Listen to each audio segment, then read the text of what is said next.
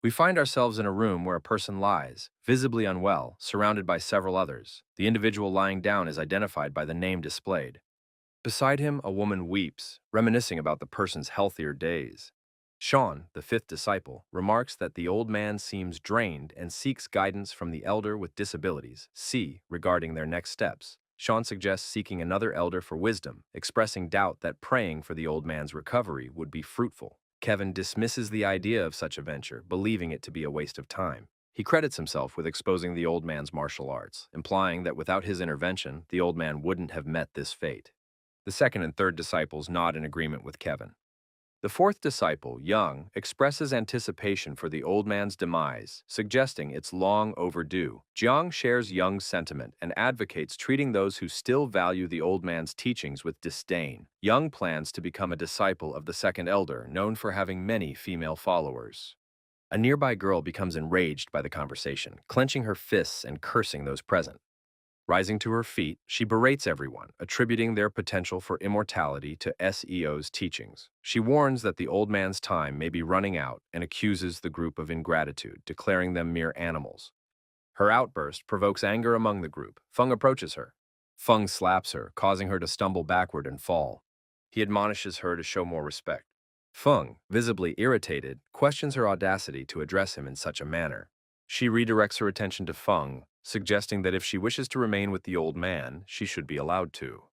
As Kevin gathers belongings, he remarks that he's already taken anything valuable from the old man.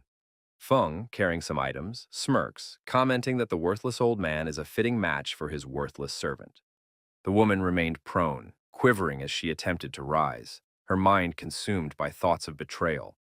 Eventually, she managed to lift herself from the ground, tears clouding her vision as she pondered the actions of those who had betrayed her. While still on the ground, the elder called out to her. Hastening back to the bedside, she inquired about his well-being, reassuring him that she would tend to him after the ungrateful ones had departed. Xiao reflected on their journey, expressing regret for not formally offering her discipleship or guiding her cultivation. He sighed, questioning if she harbored resentment towards him. She, feeling somewhat embarrassed, acknowledged her limitations in cultivation due to her innate qualities. Recounting how Xiao had rescued her from slavery, she remained grateful and harbored no complaints. She stressed her disdain for the unjust ways of the heavens and the betrayal of villains, lamenting that good people often meet unjust fates. Seattle began to prop himself up in bed. Before she could finish her sentence, she was interrupted by a fit of coughing, causing Z to express concern for his well-being. Xiao, noticing blood on his hand, grimly remarked that his time might be near. Xie knelt on the ground. Prostrating herself before Zhao Zi, she pleaded for him to accept her as his disciple if he didn't resent her. She vowed to seek vengeance against those who had betrayed him, refusing to rise until he granted her this honor. SEO was somewhat taken aback by her determination. Turning solemnly, SEO placed a hand over his chest. He acknowledged the gravity of his condition, questioning the wisdom of accepting her offer. Z, worried for his well-being, urged him to refrain from exerting himself. This EO grasps a small bottle and explains that it contains the last remnants of condensation essence. Though not remarkable, it's all he can offer her in this moment. Seeing this, tears well up in Z's eyes. She urges Zhao to rest and not worry about her, but Zhao reassures Z that he won't depart so swiftly. As he speaks, a fit of coughing overtakes him, and he feels a powerful sensation, causing the bottle to slip from his grasp. The bottle tumbles to the floor. It shatters upon impact. As his eyelids grow heavy, he catches sight of Z, admitting she needn't have offered herself as his disciple, yet he still needs to awaken. Sai begins to ponder if this is truly his end, while he finds her sobbing too loudly, causing discomfort to his ears. She perceives his annoyance. This regret stems from not accepting Ji as his apprentice earlier. He resigns to his fate, but suddenly, a voice announces the official launch of the Disciple bonus system. Xiao, bewildered, wonders about its significance. Yet he receives an infinite gold pill. Each pill possesses the spiritual energy equivalent to around 10,000 essence gathering pills, capable of advancing cultivation or healing injuries significantly. Xiao holds the pill, tears streaming down his face, expressing gratitude for the opportunity after 20 years in this world since crossing over. 2 decades ago, he arrived in this world following a car accident, believing himself to be the protagonist of a prestigious family with exceptional talents. He even reached the foundation building stage before turning 10. However, upon joining the Hong Kong sect, his cultivation stagnated, becoming the subject of ridicule. Yet the heavens have granted him a second chance. Zhao queries the system about the nature of the reward he has received. The system elucidates that, true to its name, the host will receive compensations for all that is imparted to the disciple under the master's name. Xiao inquires if this includes the skills and knowledge his disciples acquire. The system confirms that, indeed, it encompasses teachings from the host. Should the disciple's cultivation or insights progress, the host will receive double the value. Put simply, if the host imparts 200 days' worth of cultivation to the disciple, they will receive back the equivalent of 200 days of cultivation. Similarly, if the disciple gains understanding of a sword technique under the master's tutelage, the host will receive X times the value. This implies that the host will directly comprehend the sword skill to the level X. Xiao holds the golden pill in his hand, querying the system if giving it to his disciple would yield returns. The system clarifies that items received as rewards cannot be recompensed. However, if the master teaches skills granted by the system and the disciple gains new insights, it's not considered a system-derived item, thus warranting a second reward. Understanding this, Xiao decides to ingest the pill, recognizing the opportunity it presents. Upon consuming the golden pill, Xiao emits a brilliant glow, ascending from the realm to the golden core in one seamless motion.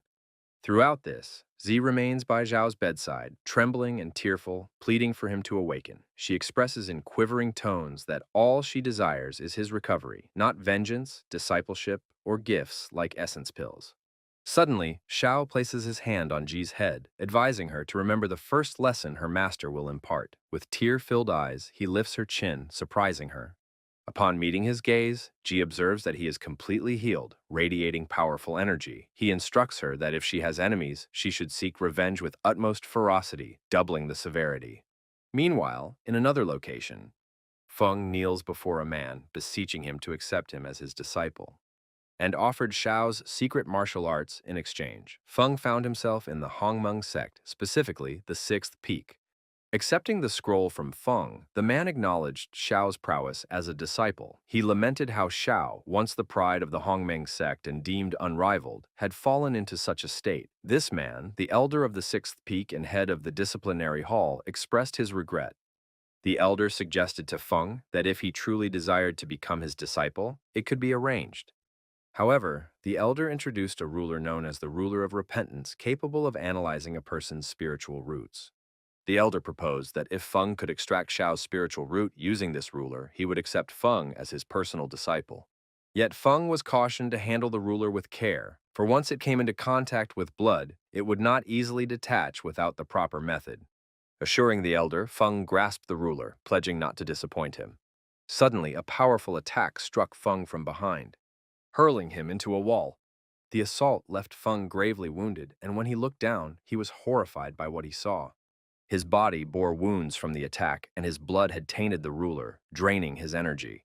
Overwhelmed by pain and despair, Feng collapsed to the ground, crying out that he couldn't die there, as his journey to immortality had just begun. Unperturbed by the chaos, Elder Wang questioned who could have perpetrated such an act. Looking up, the elder spotted Xiao flying overhead. Meeting Wang's gaze, Xiao challenged him to retrieve his spiritual roots himself if he truly desired them. Wang glanced up and apologized to Xiao, clarifying that it was merely a jest played on Feng and nothing serious. However, inwardly, Wang pondered how Xiao possessed such formidable power when Feng had claimed he was on death's doorstep. It defied logic. Xiao responded that if that were the case, then all was well. Unfortunately, Xiao wasn't joking. Wang Na shook his head in disbelief. Xiao began channeling his magical power, summoning several swords around him. Observing this, Wang Na was impressed, recognizing it as the Kang Gang sword art technique. This recollection prompted Wang Na to remember something. When he and Xiao entered the Hongmeng sect, Xiao had gained favor with the sect master by inventing the glowing sword art and received the lion's share of cultivation resources. Fortunately, Wang Na had advanced to the Golden Core realm first, rendering Xiao seemingly useless. Wang Na erected a barrier around himself to defend against Xiao's attack. Within the barrier, he warned Xiao against foolishly attacking him, as Wang Na had already reached the second level of the Golden Core, negating any advantage Xiao might have. But before Wang could finish his sentence, his barrier was effortlessly shattered by Xiao's attack. This left Wang Na utterly terrified by Xiao's strength, questioning how this could be happening. With a faint smile, Xiao asked if this was the extent of someone at the second level of the Golden Core. The assault intensified, with swords swirling around Wang Na. He was in shock, believing the power Xiao demonstrated surpassed even that of the third level of the Golden Core or higher. As Wang Na contemplated Xiao's power, one of the swords struck his hand, eliciting a scream of pain. Emerging from amidst the swords, Wang Na shouted at Xiao, warning him that if he dared to kill Wang Na, the sect would never forgive such an act. Xiao calmly questioned Wang Na's assertion, expressing curiosity about what the sect would do once Wang Na was no more. Xiao redirected his attack towards Wang Na, who, with no other recourse, decided to utilize a mysterious artifact. Upon activation of this artifact, a protective shield emerged, shielding Wang Na from harm. Wang Na inwardly lamented that unfortunately, this artifact had only 3 charges, and this was the last one. He viewed it as a significant loss, as he had intended to reserve this final charge for when he advanced to the nascent soul stage. Observing this, Xiao acknowledged to himself that Wang Na indeed had some hidden tricks. He remarked that it seemed Wang Na had received quite a few gifts over the years. Suddenly, black lightning began to strike indiscriminately. Wang Na called out to Xiao, questioning if he truly intended to persist with this course of action. Xiao, with a resolute expression, questioned why he should halt. Continuing his assault, Xiao's attack culminated in a massive explosion. Amidst the chaos, Wang Na found it difficult to believe what was unfolding before him. Xiao's onslaught commenced, laying waste to everything in its path. When the onslaught subsided, the surroundings lay in ruins, with a gaping hole torn into the ground.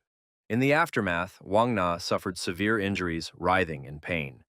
As Xiao drew closer, Wang Na was overcome with terror, screaming for Xiao to stay back. Drawing near, Xiao questioned if the shield Wang Na had used was a top-tier mysterious artifact, as it had managed to preserve Wang Na's life in this world. Artifacts were categorized into 5 levels: mortal, mysterious, earthly, celestial, and immortal. Each level contained 4 grades: low, medium, high, and supreme. Wang Na's shield belonged to the mysterious class, high grade. Even within a sect, such a treasure would typically be regarded as a sect-defending treasure. Xiao hadn't anticipated Wang Na possessing such a valuable item. Xiao paid little heed to this revelation. In any case, the confrontation was drawing to a close. Drawing his sword, he aimed to deliver the final blow. Despite his injuries, Wang Na hastily erected one final barrier around himself and pleaded for Xiao to spare his life. Xiao hesitated as he heard a voice. It was Zhang He, the leader of the Hongmeng sect, cautioning Xiao against acting rashly. Intra-sect conflicts violated sect rules and could result in expulsion for both parties. Xiao turned towards the sect leader and withdrew a small amount of energy into his hand. Upon seeing Zhang He, Wang Na felt a surge of hope. Believing the gods had intervened, he began to implore for assistance, alleging that Xiao was causing havoc among the members present. In an instant, Zhang He used his power to strike Wang Na's face, silencing him. Zhang He declared that Wang Na should report to the inquiry pool of the disciplinary hall for a thorough analysis to determine who deserved expulsion from the sect. Wang Na, now battered and trembling on the ground, weakly protested that it wasn't necessary. Turning to Xiao, Zhang He congratulated him for breaking through to the Golden Core realm. Expressing gratitude to Zhang He, Xiao acknowledged that without this advancement, he might have become a target, risking the removal of his spiritual roots. Wang Na shouted that it was a misunderstanding and that he would accept the sect's punishment. However, he expressed a hope that this wouldn't be held against him in the future. Zhang He, with crossed arms, assured Wang Na that out of respect for the sect leader, he would spare Wang Na's life for the time being. Jiao looked back towards the south, dragging himself on the ground. Jiao pointed out that Feng had committed a graver offense than Wang Na, deeming betrayal of one's master and repaying kindness with hostility unacceptable. Therefore, Jiao advocated for Feng to be barred from entering the sect and for his cultivation to be completely extracted. Feng attempted to appeal to the sect leader for assistance, but Zhang He simply stated that it was Xiao's prerogative to handle the situation as he saw fit. Upon hearing this, Z began to run, asserting that there was no need for her master to intervene. Witnessing Z's reaction, Feng disparaged Ji as useless and launched an attack against her. She remained motionless as the attack approached. Then she began to channel magic into her hand. With effortless grace, she defended against Feng's attack. This left Feng completely stunned, as Ji had been previously regarded as insignificant. He questioned when she had learned the Kanglang sword art. Upon hearing this, Xiao began to explain. Just 3 days prior, while Ji was meditating, the system provided her specifications. Her name was Yan Nu, her true identity was a disciple, her proficiency was at level 260, and her talent was the innate immortal sword. Activation of this talent required reaching the foundation establishment stage to gain recognition from the Lin family's ancestral sword embryo. Xiao marveled at the incredible talent of the innate immortal sword, pondering its significance. With a suspicious glance, Xiao remarked casually that he was simply considering Ji's potential talent with swords. He expressed his intention to seek out Feng so Ji wouldn't be left defenseless. Demonstrating his Kanglong sword art, Xiao cleaved a tree with his sword. He explained that he had created this technique years ago and emphasized that even if Ji could learn just a little, it would be remarkable. Forming a small sword with her magic, Ji inquired if it resembled the technique. Xiao affirmed her progress, and the system notified that she had entered into the Kang Long Sword art. Another window appeared, indicating that teaching the disciple the Kang Long Sword art would yield tenfold rewards, including the sky slicing technique, a high-level, mysterious grade skill. This underscored Ji's true value. Si approached Feng, preparing to step on him, and began to speak. Despite Master Xiao's extensive guidance, Feng remained unable to grasp the technique. Ji glared down at Feng, who pleaded for Ji to cease. She taunted Feng, asking who was useless now, then pressed her foot onto his chest, eliciting screams of pain. Sai addressed her master, confirming that the traitor thing's spiritual root had been eradicated and requested Xian to validate it. Qiao, acknowledging the accomplishment, commended her on a job well done. Zhang declared that Xiao had outlined his punishment, shifting attention to Wang Na for her turn to face consequences. Zhang, who was instructed to take Wang, offering a resolution to the matter. Xiao turned towards Leader Zhang, inquiring when he had mentioned the conclusion of everything. Leader Zhang, somewhat perplexed, questioned Xiao about his statement, reminding him that earlier he had promised to spare Wang's life. Wang, upon hearing this, anxiously inquired what more Xiao demanded of him. Xiao offered a faint smile, affirming his intention to spare Wang's life. However, his demeanor turned cold as he asserted that Wang wouldn't be let go so easily. Xiao stated that Elder Wang's sincerity would determine the outcome. Wang's smile widened as he produced a bag, claiming it contained all his treasures. He extended the bag to Xiao, hoping it would suffice.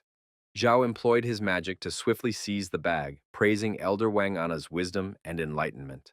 Thanking Wang, Zhao bid him farewell and instructed his disciples to depart. As they left, Zi showered praise upon Master Xiao, who announced they would rest for the day and resume Ji's guidance the next. Wang watched silently. Leader Zhang bid farewell to Wang Ana, urging him to take care. Wang, with a bruised face and seething annoyance, vowed that this wouldn't be the end.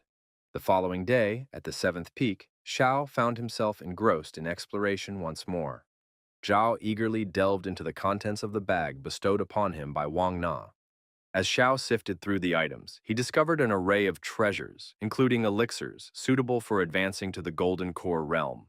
While their quality wasn't top-notch, they would suffice. Picking up 2 scrolls, one of mortal grade and the other earth grade, Xiao pondered how these medium-grade primordial techniques could aid Z in laying a solid foundation. Surveying the assortment, Xiao identified the most valuable item, a sword named the 5-element seal, earth grade, intermediate level. Realizing he had little use for these treasures himself, he resolved to gift them all to Z, knowing that the system's rewards would always surpass such worldly possessions. With nearly everything inspected, only one item remained, a small bag brimming with high-level spiritual stones. Xiao marveled at Wang Na's recent mining endeavors, now feeling assured of wealth. With newfound riches in mind, Xiao entertained thoughts of Wang Na establishing a village someday. Just then, Zi arrived, reminding Xiao of their scheduled training session in 2 hours. She sought permission to enter.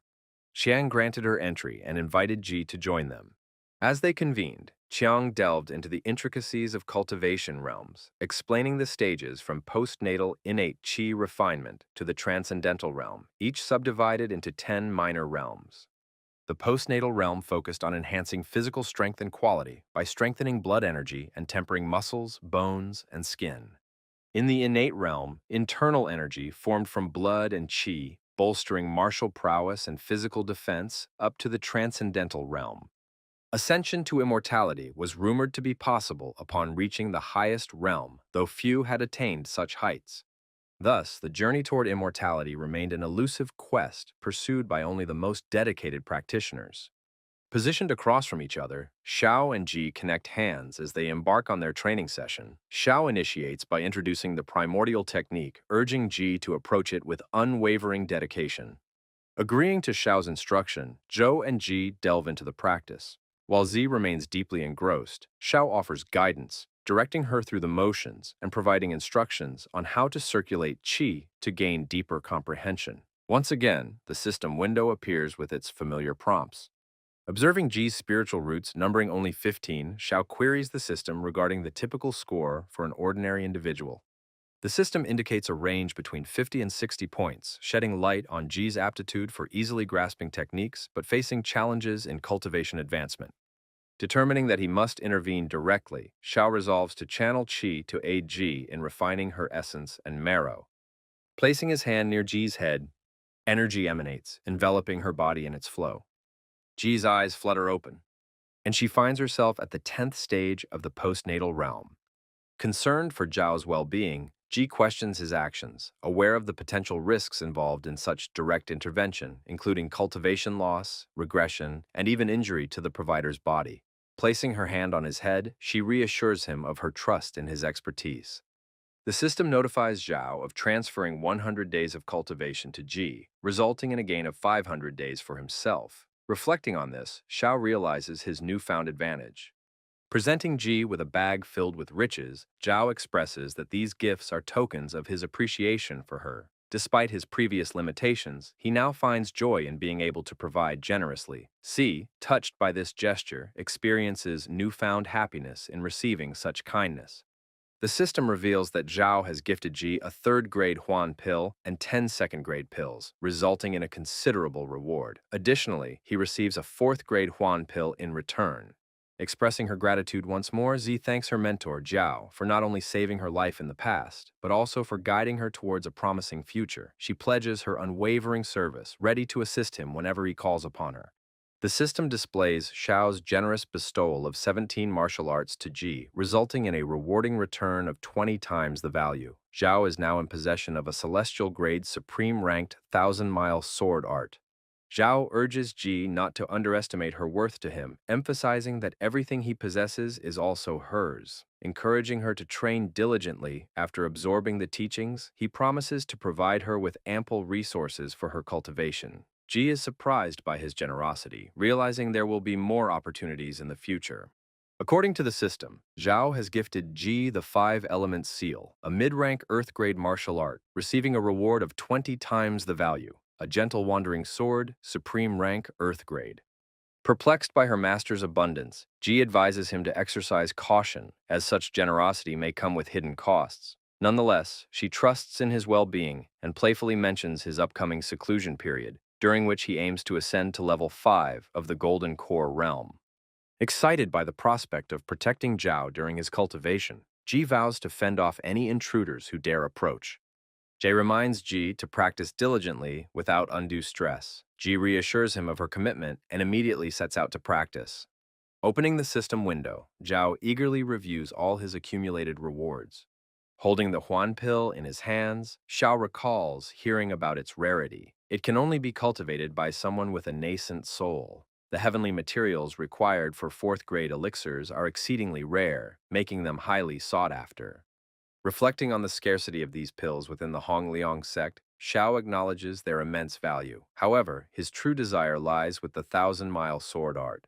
This art represents the pinnacle of swordsmanship, unmatched in its mastery. Recognizing the potential of combining the 1,000-mile sword art with his new high-level earth-grade sword, the Gentle Wandering Sword, Xiao envisions an unbeatable combination. Excited by the possibilities, Xiao resolves to test the true power of this formidable pairing. Xiao effortlessly shatters a stone with a small attack. The technique of the thousand-mile sword art surprises Zhao, focusing on the manipulation of the sword. Xiao contemplates the idea of collecting more swords or acquiring valuable ones to challenge stronger realms in the future. However, for now, Zhao will focus on absorbing the cultivation offered by the system. Confident in his abilities, Xiao believes he may even exceed the fifth stage of the Golden Core. While leisurely strolling through the Wang sect market, Jiang and Li Shan are approached by two women. These women begin discussing Xiao, mentioning his recent ascension to the Golden Core and his confrontation with Elder Wang on the sixth peak, where Xiao reportedly defeated Wang in a humiliating manner, sparking the interest of Jiang and Li Shan. The women express admiration for Zhao's willingness to sacrifice his own spiritual roots to aid his disciple, envying those with such a devoted master. Hearing this, Li Shan wonders if Zhao could truly have imparted his skills and assistance to Xiao. The women accompanying Wang Zhang inquire why Zhang and Li Shan departed from the seventh peak. Wang Zhong dismisses their queries, labeling Xiao as an incompetent who mistreats his students, explaining their departure from there. As Lin Ha observes the interaction, he ponders Xiao's advancement to the Golden Core, despite being a new disciple, and Elder Wang's failure to defeat him, questioning the truth of the matter. Intrigued, Lin Haran decides to investigate the situation firsthand. He resolves to witness the truth for himself. At the seventh peak's gate, a man representing the sect leader Zhang confronts Xiao. Introducing himself as Chen, Zhang's senior disciple, he warns Xiao of the upcoming sect competition in 100 days, advising him to prepare accordingly. Chen hesitates, offering an apology before broaching the impending conversation with Ji. Ji, though seemingly frail, astounds Eugene with her talent in the competition. Eugene predicts her defeat and subsequent tears. Hearing Eugene's doubts, Ji bristles, but Xiao intervenes, suggesting Chen's perspective is narrow. Eugene is taken aback by Xiao's interjection. She reveals JY's remarkable progress, from a novice to the 10th stage of the postnatal phase in just 3 days, prompting Zhao to inquire about JY's rapid evolution. Despite appearances, Chen questions if Ji truly lacks relevance. Chen, bewildered, questions Xiao's assertion, doubting its sincerity. Xiao challenges Chen's disbelief, prompting she to demonstrate her prowess with flames. Chen, now fearful, acknowledges the authenticity of Jaywan's progress, but struggles to comprehend its feasibility. Lin Haran, observing covertly, shares in the astonishment. Xiao departs confidently, asserting the realm's boundless possibilities while Dream revels in Chen's correction. Hidden still, Lin Haran doubts Zi's individual capability, suspecting Xiao's intervention. Lin Haran contemplates the repercussions of transferring one's cultivation, pondering how to leverage this knowledge. Following these events, Lin Haran finds themselves in the presence of Elder Meng Yu within the Third Peaks Hall. Elder Meng Yu questions Lin's allegations, pondering potential actions against Xiao's apparent usurpation of Wang's techniques. Lin Haran asserts their dominance within the sect, claiming entitlement to the lion's share of resources, condemning Xiao's perceived wastefulness. Upon hearing Lin Haran's declaration, among the sect members, permission is granted for Lin Haran to personally address the issue. Among the assembly, it is underscored that should Lin Haran succeed in defeating Xiao, they will be acknowledged as a direct disciple, a prospect that Lin Haran expresses gratitude for. Meanwhile, within the training chamber of the seventh peak, Xiao and Ji prepare for Ji's advancement into the inner realm, a process that involves meridian cleansing. Zhao notes the potential benefits for Ji's future cultivation, albeit accompanied by significant pain. Ji affirms her readiness, recalling Yichang's guidance and resolving to assert herself once strengthened, drawing motivation from her encounter with Chen. Reflecting on her recent interaction with Chen, Ji finds renewed determination, prompting Xiao to deem it an opportune moment for Ji's meridian cleansing and advancement. Xiao produces a bag containing fourth-class meridian cleansing pills acquired through wealth obtained from Huang Na. With preparations made, Xiao initiates the training regimen. Ji concentrates intently as the process commences. Despite initial discomfort, Ji endures, ultimately experiencing a sense of lightness. A system notification confirms Xiao's transfer of 200 days of cultivation to Ji, augmenting her aptitude by 70 points and bestowing a low-class autumnal water sword technique of Earth rank, a development that Xiao regards with satisfaction. Pleased with the outcome, Xiao's cultivation reaches the sixth level of the golden core. Content with his gains, Xiao revels in the satisfaction of progress. Ji, having completed the process, awakens feeling significantly improved. Having attained the first innate level, Zuri questions whether the meridian and marrow purification technique she underwent is sufficient to confront Chen. A window displays Zuri's information anew.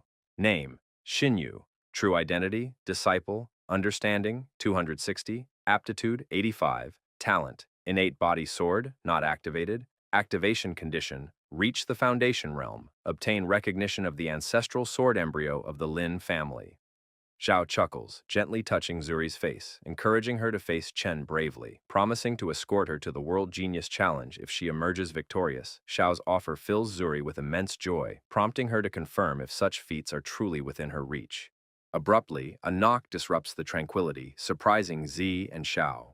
The visitor summons Zhao, informing him of a disciple's serious injury sustained while gathering medicinal herbs, compelling Zhao to investigate. Suspicious, Zhao opts to follow the caller outside. Departing, Zi ponders the identity of Zhao's other disciples besides herself. Upon opening the door, Zhao is greeted by a surprising sight. Shir is taken aback. Lying on the ground, Lin Haran calls out for his master, referring to Xiao, and recounts his meager success in retrieving a blood dragon plant, beseeching Xiao to accept it. Furiously, Zi accuses Lin Haran of betrayal, questioning his presence. Lin Haran attempts to explain, his voice trembling, insisting it's a misunderstanding and he retrieved the plant solely to save his master's life. The disciples of Elder Meng from the third peak interject, defending Lin Haran's actions and urging restraint in addressing him. Among them, someone mentions Lin Haran's 3-day plea for Elder Meng's assistance, a gesture that resonated with the sect members. Acknowledging Lin Haran's persistence among the group, sympathizes with his plight, moved by his unwavering devotion. Drew rejects all explanations, accusing them of distorting the truth, firmly believing Lin Haran betrayed Xiao and is now attempting to manipulate the situation. Xiao intervenes, urging Ji to stay calm and entrust the matter to him.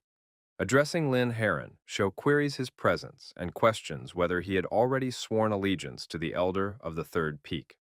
With a cold smile, Xiao queries if Lin Haran truly desires to return to his side.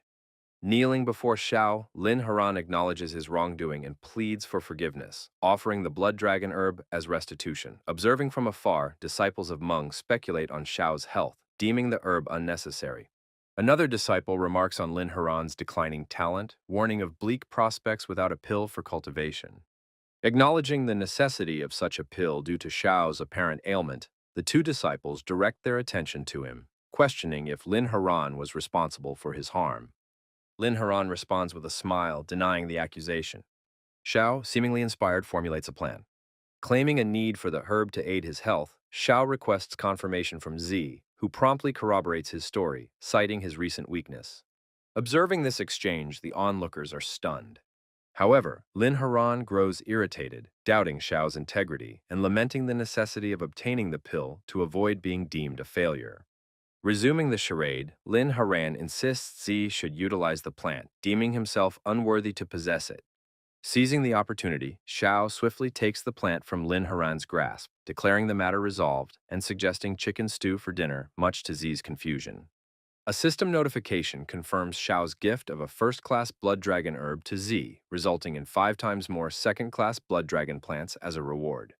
Lin Haran begins coughing, expressing happiness in aiding his master, while the disciples of Elder Meng Yu support him. Recognizing Lin Haran's sacrifice, they urge among them to advocate on his behalf, lamenting Xiao's lack of reciprocation. Among them emphasizes to Xiao the gravity of the situation, highlighting the potential loss of human lives and the sect's reputation if action is not taken. They assert that future disciples could be deterred from joining the seventh peak if news of this negligence spreads. Xiao intervenes, urging patience among the gathered individuals. Zhao steps forward, acknowledging his duty as Lin Haran's former master and expressing concern over the potential consequences of administering the pill due to Lin Haran's prior offenses. He offers to cleanse Lin Haran's meridians to mitigate the risks. Observing Zhao's actions, among them recognizes his value for talent and speculates on his intentions to impart his skills to his students. They resolve to closely monitor the situation for any techniques Zhao employs to minimize side effects. Xiao acknowledges Lin Haran's sacrifice, asserting his responsibility to intervene. Initiating the process, Xiao holds Lin Haran's hand as energy begins to flow, eliciting fear in Lin Haran. As the process continues, Lin Haran experiences intense pain and foaming at the mouth. Among them instructs the disciples to pay closer attention, reminding them of the hardships endured by Master Lin Haran. Realizing Zhao's actions aren't beneficial but instead destructive, Lin Haran fears the consequences. Struggling to cry out for help, Lin Haran realizes his voice has been silenced by Zhao's technique. Fearing his fate as Elder Meng Yu remains indifferent, praising Lin Haran's efforts. After the ordeal, Lin Haran lies utterly broken on the ground. She reports that he successfully applied an immensely powerful technique to heal Lin Aaron's entire body. However, due to his low cultivation level, there are concerns about his ability to endure it. Xiao requests assistance from someone among them to escort Lin Haran back and ensure he receives proper rest. Leaning on Ji for support, Xiao admits feeling a bit weary from exerting a significant amount of his own energy and expresses the need for a short rest. Laughter erupts among them as they speculate that one may not fully comprehend the technique employed by Xiao, evident from the noticeable difference in aura levels. Recognizing the opportune moment, they deem it an excellent time to test their skills. Without hesitation, one among them springs into action to attack Xiao, prompting a cautionary shout from Ji. However, Zhao's smile indicates his readiness for such an assault. He swiftly pivots, effortlessly deflecting the attack. With a smile, Chao questions the audacity of exploiting such a situation to attack someone weakened like Xiao, who had just saved a man on the verge of death. Witnessing this unfold, the attacker is taken aback by the situation, pondering whether it was indeed an advantageous time and marveling at Xiao's seemingly boundless energy. Xiao channels his energy to forcefully propel the assailant away. The attacker tumbles to the ground, prompting his disciples to rush to his aid. Xiao nonchalantly turns back, acting as if nothing extraordinary had occurred, and calls upon Jia to prepare a chicken. Enthusiastic as always, she agrees and begins the preparations alongside Xiao. Lin, in a state of horror, abruptly awakens and demands to know why the two hadn't taken action sooner. Meeting each other's gaze, the two adversaries prepare themselves for imminent combat. One of them retrieves concealed items obtained by Meng during his travels, which can be manipulated through a specialized technique. These items vanish into thin air without a trace, constituting a completely invisible attack. None had been able to counteract this technique before their arrival at the seventh peak. It had been entrusted to him by one of their group, with clear instructions on its use in such dire circumstances. With a decisive motion, he directs it towards Zhao. However, Xiao effortlessly evades the attack with an air of nonchalance, treating it almost like a jest. The projectile collides with the door, initiating a corrosive reaction. Gradually, the door begins to deteriorate. Observing this, Zhao acknowledges the uniqueness of the situation. However, since consuming the limitless golden pill, his senses have greatly sharpened, enabling him to keenly detect any lethal intent. Without this enhancement, Zhao might have found himself in serious jeopardy. Zhao directs his gaze towards the perplexed duo, who are puzzled by how he managed to evade the attack. Unfazed by their confusion, they remain steadfast in their intention to continue the assault. Zhao instructs Ji to employ the Kangol longsword technique, targeting the southeast. Zai summons her sword and readies herself for the impending attack. With a swift motion, she adeptly parries the assault. C stands in awe of her skillful defense. Suddenly, a system notification appears, indicating a reward granted. It notes that under the master's guidance, the disciple has comprehended the intent of the Kangol long sword, earning a tripled reward, a set of dragon spirit armor of the earth category, intermediate class. Xiao gazes at Ji, recognizing that he had anticipated this outcome due to her recent mastery of the innate body sword. Despite her newfound ability to grasp the sword's intent, she continues to impress. The disciples of Meng are utterly astonished by this display of prowess. Even those beyond the nascent soul realm or the realm of gathering separation would struggle to detect such an attack. They question the identity of the assailant, bewildered by their capabilities. Lin Haran, crawling on the ground, urgently implores to flee from the scene. Observing Lin Haran's desperation, Zhao's gaze hardens. He reflects on how Lin Haran, who had betrayed his master and inflicted harm upon his ancestors, could muster the audacity to attack his master. Sensing Zhao's determination, Lin Haran recoils in fear. Seizing the moment, Zi leaps forward with her sword, declaring Lin Haran's actions unforgivable. Despite Lin Haran's attempt to evade, the attack lands with formidable force. Lin Aaron collapses to the ground in utter defeat, his voice quivering as he insists that this cannot be happening. Cautioned by one disciple not to approach, Master Meng Yu assures them that Xiao's fate will not end here. Their sect master, Xiao's companion, will intervene. Though one disciple reassures them, citing their stages of cultivation, another points out something unseen behind Zi. Zi's gaze is filled with a thirst for blood. Xiao lays a hand on Ji's shoulder, but she insists he rests, promising to handle everything. However, she cryptically mentions that sometimes death is preferable to life. The disciples begin to falter, pleading with Xiao not to proceed further. Despite their protests, Xiao advances steadily, questioning their remorse. Xiao continues forward, implying it's too late for regrets. Time has run its course. Hours later, Xiao stands before the sect leader, recounting the events, framing them as acts of defense and loyalty to the sect's integrity. Xiao appeals to the leader for understanding and leniency, hoping the seventh peak won't be punished. Leader Zhang remains impassive, expressing concern about potential remnants despite the traitor's demise. The leader underscores the gravity of repeatedly flouting sect rules. Xiao humbly acknowledges the leader's wisdom and pledges obedience. Another disciple challenges the leader, accusing bias and distortion of facts. One among them voices his good intentions in visiting the seventh peak, only to witness Xiao's violation of sect rules by killing his disciple, advocating for expulsion as the fitting punishment. Xiao counters, stating it wasn't a mere visit. Lin Hauer had already been accepted as his disciple. He shifts responsibility to Meng Yu for Lin Hauer's fate, questioning the purpose behind taking him to the seventh peak. Meng Yu dismisses the notion of a casual visit, tossing the needles used in the attack. Xiao challenges the sincerity of his defense, cautioning against deceitful claims. Leader Zhang's frustration is palpable as he rebukes Meng Yu's defense of sect rules, suggesting Meng Yu set an example by voluntarily forfeiting his cultivation. Upon hearing this, Meng Yu kneels once more, pleading for mercy. Zhang He intervenes, declaring an end to the matter with a punishment for Meng Yu, 3 months of physical penance and 1 month of reflection, with no further debate. Xiao silently acknowledges the leader's wisdom. Guards arrive to escort Meng Yu away, who remains incredulous until the end. Meng Yu vows revenge, regardless of the cost, locking eyes with Zhao. Meanwhile, Zi diligently trains in the Seventh Peak's hall. Zhao interrupts Zi's concentration, apologizing for his prior interaction with the traitor and offering to take responsibility for any punishment imposed by the sect leader. Startled, Zi quickly rises and begins to pace, while Zhao expresses remorse for his earlier actions and assures her of his support. Xiao soothes her anxieties, reassuring her that she bears no fault and can trust him to shield her from any harm. Placing a hand on Ji's shoulder, she implores her to remember these words well.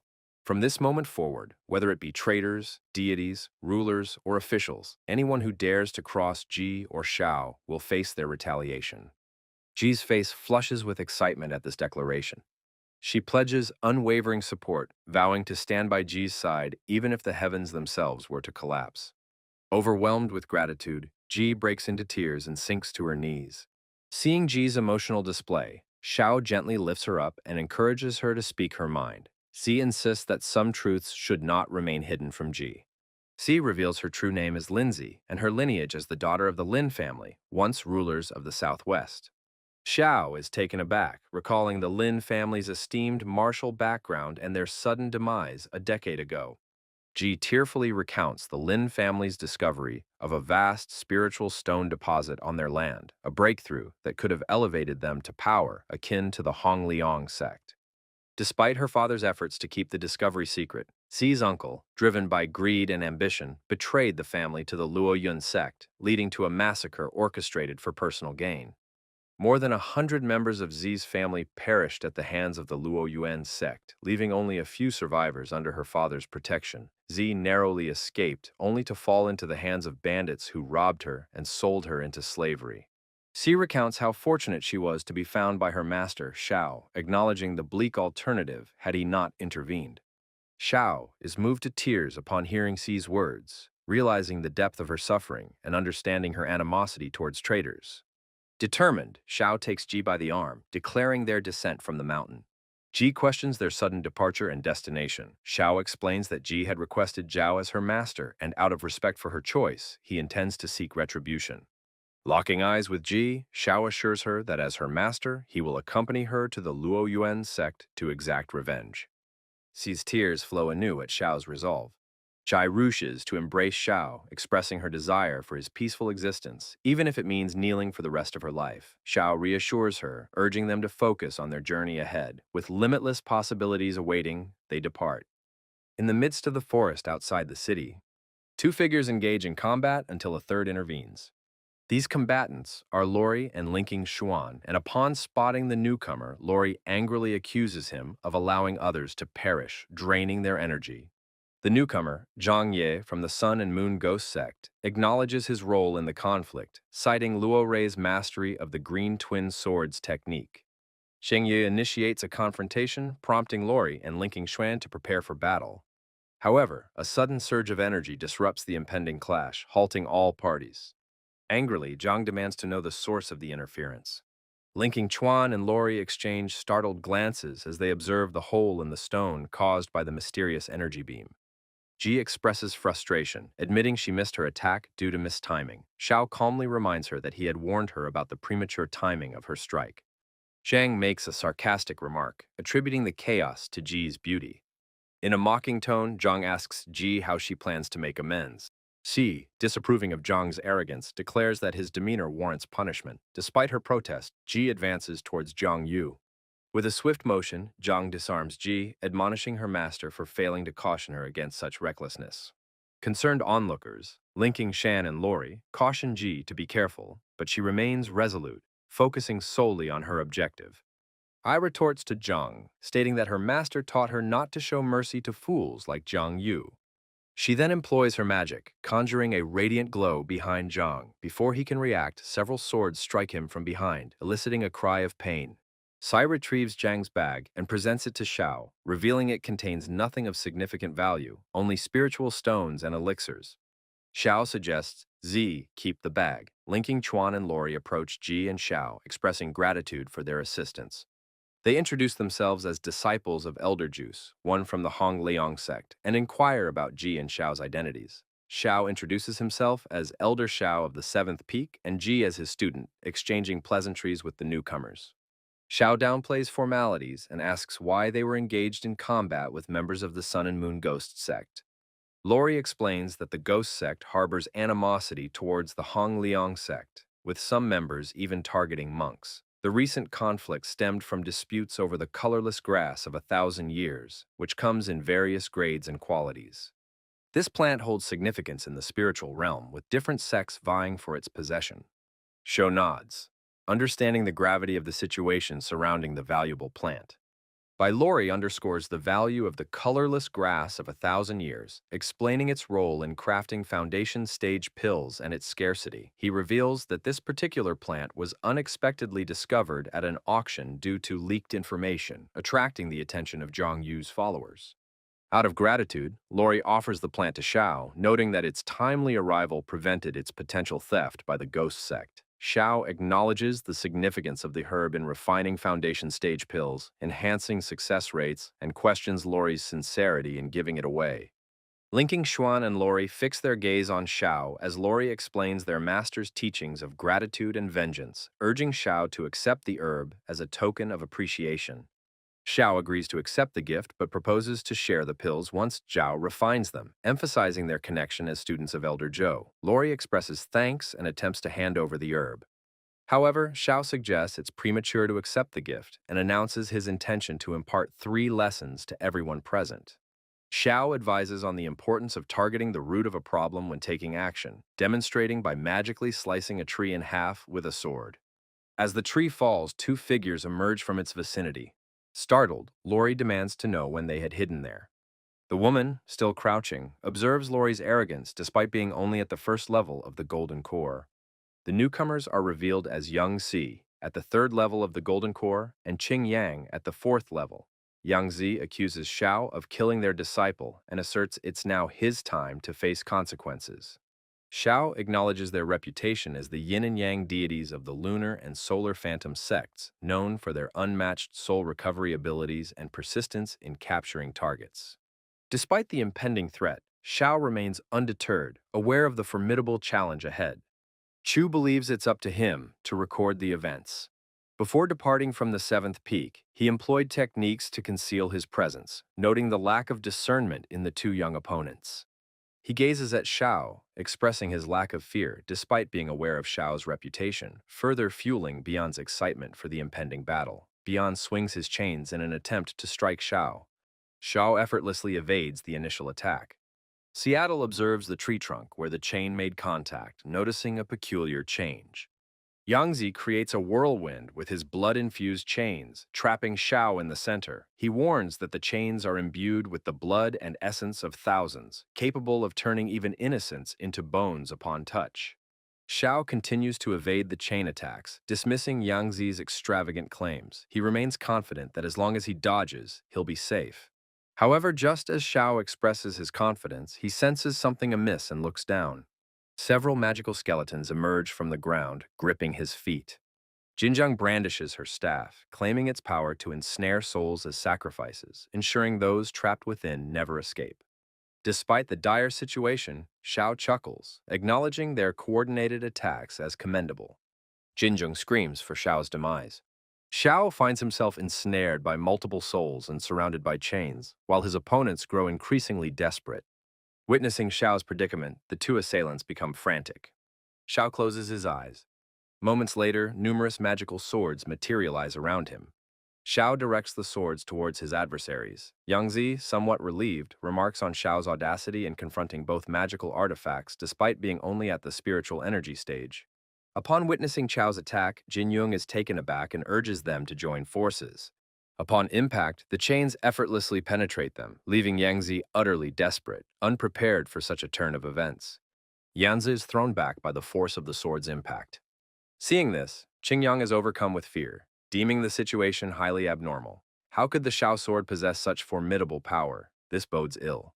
Observing the unfolding chaos, Jinyung attempts to flee, prompting Ji to vocally express her retreat. As Qingyang flees in desperation, she reflects on the abnormality of these swords, considering that even in the hands of a novice soul stage cultivator, such power would be unlikely. Alerted by Ji, Xiao focuses his attention and questions Qingyang's belief that she could escape. Xiao directs his power towards Jinyung, decreeing her demise. Resorting to the souls within her staff once more, Jinyung implores them to deflect the impending attack. The Xiao sword relentlessly advances toward the center, homing in on Qingyang. Once the formation is breached, the spirits will be liberated. Upon hearing this, the spirits halt, refusing to shield Qingyang. Confounded, Qingyang urges the spirits to recognize Xiao as the enemy and defend her. Instead, the spirits turn against Qingyang, attacking her ferociously. Thus the curse is shattered. Jie releases them to pursue their own paths. Linking Chuan and Bilori are awestruck by Zhao's formidable strength, witnessing Elder Zhao dispatch two villagers from the lunar and solar ghost sect with just 2 moves. Linking Chuan speculates that Xiao may now even transcend into the nascent soul realm. She rushes over joyfully, announcing the discovery of all the treasures belonging to the recently defeated pair. Approaching with a smile, Xiao congratulates Ji on her growing proficiency in collecting spoils, offering her a chink and bag that belonged to Zhang Yi. Ji's eyes light up with happiness upon hearing this, and she expresses her gratitude to Master Xiao for the gift. Observing Xiao's generosity towards Ji, Linking Chuan and Bilori are astonished. Ji proudly boasts of possessing 10,000 low-rank spirit stones and numerous elixirs. She questions Master Xiao on how she would utilize all these riches alone. Xiao informs Ji that he has entrusted everything to her and advises her to handle it with care. He contemplates examining the rewards bestowed upon him by the system. The system detects the host's generosity towards his apprentice, revealing a substantial reward consisting of various items. Among the rewards are a level 4 immortal nourishing pill, a Cancun ring, merciless millennium herbs, and absolute class spirit stones, leaving Qiao astounded by the magnitude of the gifts.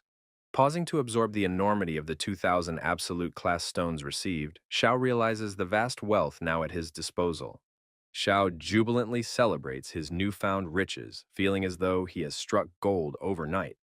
She seeks Xiao's approval to gift the two bags to Linking Xuan and B. Lori since she already possesses a Cancun ring. Linking Xuan and B. Lori hesitate to accept the gifts, considering them too valuable. Xiao affectionately pats Ji on the head, assuring her that she is free to do as she pleases with the gifts. With a smile, Ji hands over the two bags to them, requesting that they handle them with care. Linking Xuan and Bai Lori shed tears of happiness, expressing their gratitude towards Ji and Zhao as benevolent individuals. Bai Lori admits to feeling envious of Ji for having such a selfless master. Xiao and Ji eventually make their way to the alchemy room in Luoyuan City. Upon entering, they find several individuals deeply engrossed in their tasks. Ji inquires about their activities. Xiao elucidates that the merciless millennium herb they acquired outside the city can be utilized to refine foundation creation pills for Ji. Excited by the prospect, Ji expresses profound gratitude towards her master. A woman named Shu Moon overhears their conversation. Surprised by the revelation that refining foundation creation pills requires at least golden core cultivation level, Shu Moon initially doubts Chao's abilities due to his youthful appearance. However, upon observing his serene cultivation, her skepticism wanes. Suddenly, an explosion rocks the room, hurling Chao and Ji away. Embarrassed, Ji questions Xiao's expertise in alchemy. Chao, attempting to maintain composure, admits to never having made a foundation creation pill before. Shu Moon offers her assistance in perfecting the foundation creation pill. Ji eagerly agrees, though Zhao remains suspicious.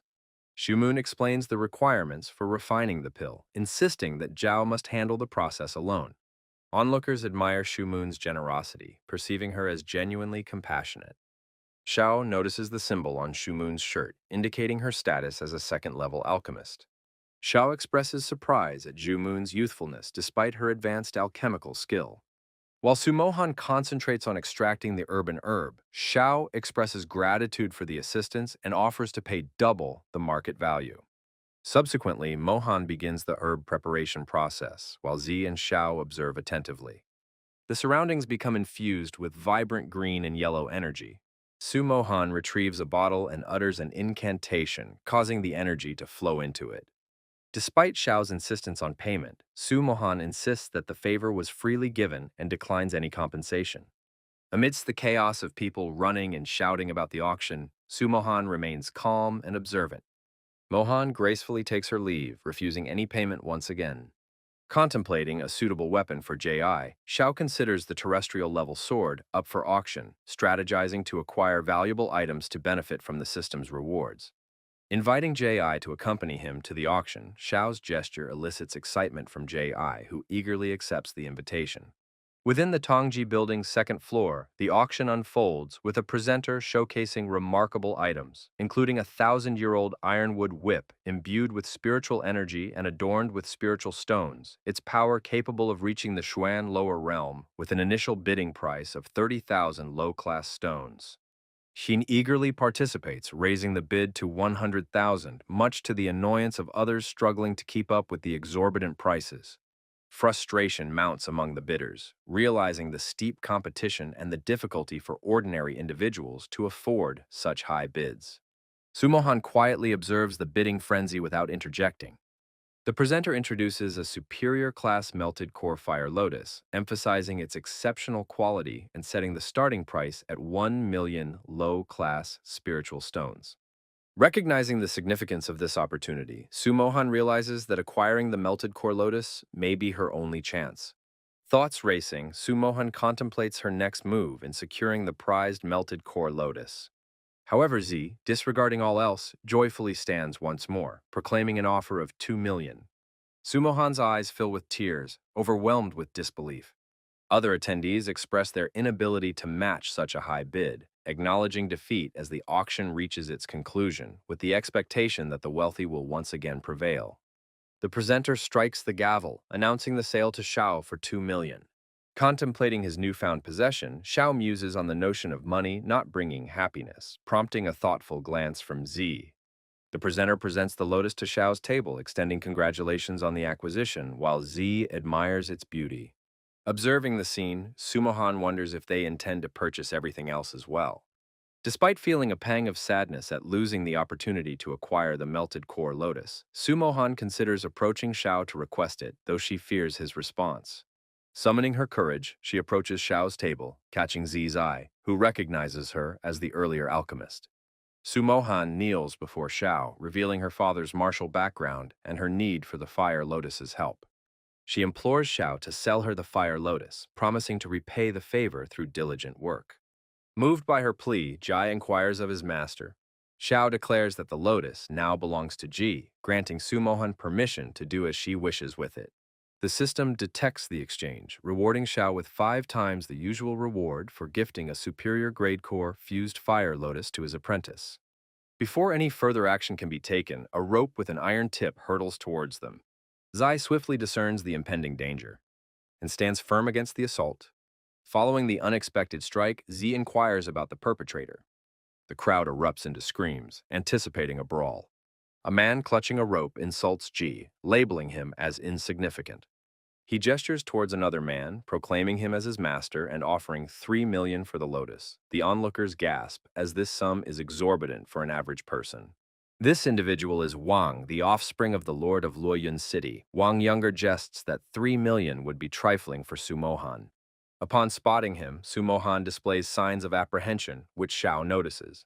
Onlookers remark that Wang Ranga is once again harassing Sumohan. They emphasize that ever since Sumohan assumed the position of family head, Wang Ronger has persistently tormented her.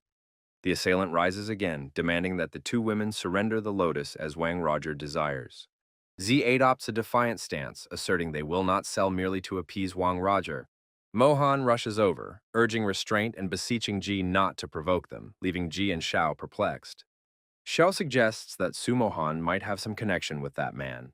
Sumohan begins to elaborate, revealing that the man is the son of the lord of Luoyun City and holds significant influence there. She recounts Wang Ringer's previous proposal of marriage, which she declined, leading to his relentless pursuit. Sumohan takes responsibility for the turmoil and offers 50,000 spirit stones as an apology before announcing her departure. Observing Mohan's resilience and resourcefulness, Xiao becomes enthusiastic about the prospect of mentoring such a capable woman, particularly noting her prowess as a second-level alchemist at a young age. Xiao contacts someone, informing them to wait momentarily as he plans to hand over the lotus and teach Wang Younger a lesson. However, there's a condition attached to this, leaving the recipient entirely surprised. Mohan abruptly turns, sprinting back to inquire about the stipulation. Xiao casually unfolds his fan once more, revealing that all she needs to do is acknowledge him as her master. Sumohan exclaims her acceptance, pledging to do anything as long as Xiao can save her father. Sumohan humbly kneels, addressing Xiao as Master Yao, offering a token of respect. She formally agrees to be his second disciple, eagerly awaiting his confirmation. A window pops up, announcing congratulations to the host for acquiring a new disciple. It reveals that Su Mohan possesses a human-level alchemy heart, enhancing the success rate of alchemy significantly. However, upon seeing this, Xiao is mildly surprised, noting Su Mohan's average aptitude and understanding, indicating the need for him to guide and transfer the power of the alchemy heart. Brandishing her sword, Su Mohan pledges her support. Xiao commands Ji to eliminate everyone present, a command Ji readily accepts. Ji promptly complies, launching an assault on the assembled individuals. The previous assailant perceives Ji as merely a braggart. Unfazed, he readies himself for another attack. But Zari intervenes with a swift kick to his face, knocking out one of his teeth and sending him crashing into the wall behind Wang Roger, leaving him wide-eyed and astonished. Observing this, Wang Roger's eyes widen in shock. Z expresses her disdain for individuals like him, asserting that despite his arrogance, he lacks any real power. Trembling with fear, Wang Ronger points accusingly at Ji, questioning how she dares to strike his people and challenging her knowledge of his father's identity. Z charges towards Wang Ronger, emphasizing that his lineage holds no significance in their impending confrontation. She asserts her intent to defeat him thoroughly until even his father cannot recognize him. Wang Ronger, overcome with emotion, implores Z to depart, warning of dire consequences if any harm befalls him, as his father would ensure she faces repercussions. However, a sudden interruption occurs. A figure emerges between them, halting G's assault and intervening in the escalating situation. Z registers mild surprise, having not previously noticed the presence of this intervening figure. Xiao remains a silent observer throughout the unfolding events. This enigmatic figure, known only as Nameless, serves as Wang Unger's bodyguard, currently operating at the nascent soul level. Wang Ronger's demeanor shifts to mockery, taunting his adversaries for their perceived lack of courage. He orders his bodyguard to retaliate against Sai, intending to demonstrate that all involved parties will face consequences. Si maintains a passive stance as Wang Ronger cowers behind his bodyguard, displaying a lack of personal courage. However, the bodyguard asserts his primary duty is ensuring Wang Roger's safety, refusing to intervene in his personal disputes with others. The auction presenter interrupts, banging the gavel and demanding an explanation for the disturbance. He warns that any violation of the rules within the premises could result in immediate consequences, urging the conflicting parties to depart, as those who defy Tongji house rules are unwelcome. Wang Roger opts to withdraw, deeming it a simpler resolution. Before departing, he admonishes Zhao and the others, urging them to exercise restraint within Luo Yun City to avoid further encounters. She seethes with anger, her impulse to unleash havoc palpable, but Zhao advises restraint and calls for her withdrawal. Despite Zhao's counsel, Ji remains resentful towards Wang Roger's arrogance, expressing her discontent and reluctance to forgive his behavior. The individual from earlier inquired of Wang Roger whether they were truly considering releasing them without consequence. However, Wang Roger asserted that eluding him wouldn't be as simple. Once they departed, they would be apprehended, as such an act wouldn't violate the Tongji building's protocols. Wang Roger conveyed their intention to execute Zhao and exhibit his remains at the city entrance. Regarding the women, the circumstances would diverge upon exiting. One of Wang Roger's underlings scoured the vicinity for Xiao, but found no trace of them. Xiao concealed themselves behind a wall, focusing their magical abilities. They dispatched one of their swords to assail the trio. The bodyguard detected the sword's approach in time. Drawing his own sword, he endeavored to counter the attack. However, Chao's assault effortlessly shattered the bodyguard's blade, striking Wang Roger directly. The blow knocked him to the ground. Xiao materializes before the trio, prompting the subordinate to vehemently confront Zhao about the alleged murder on Tianjin House's grounds.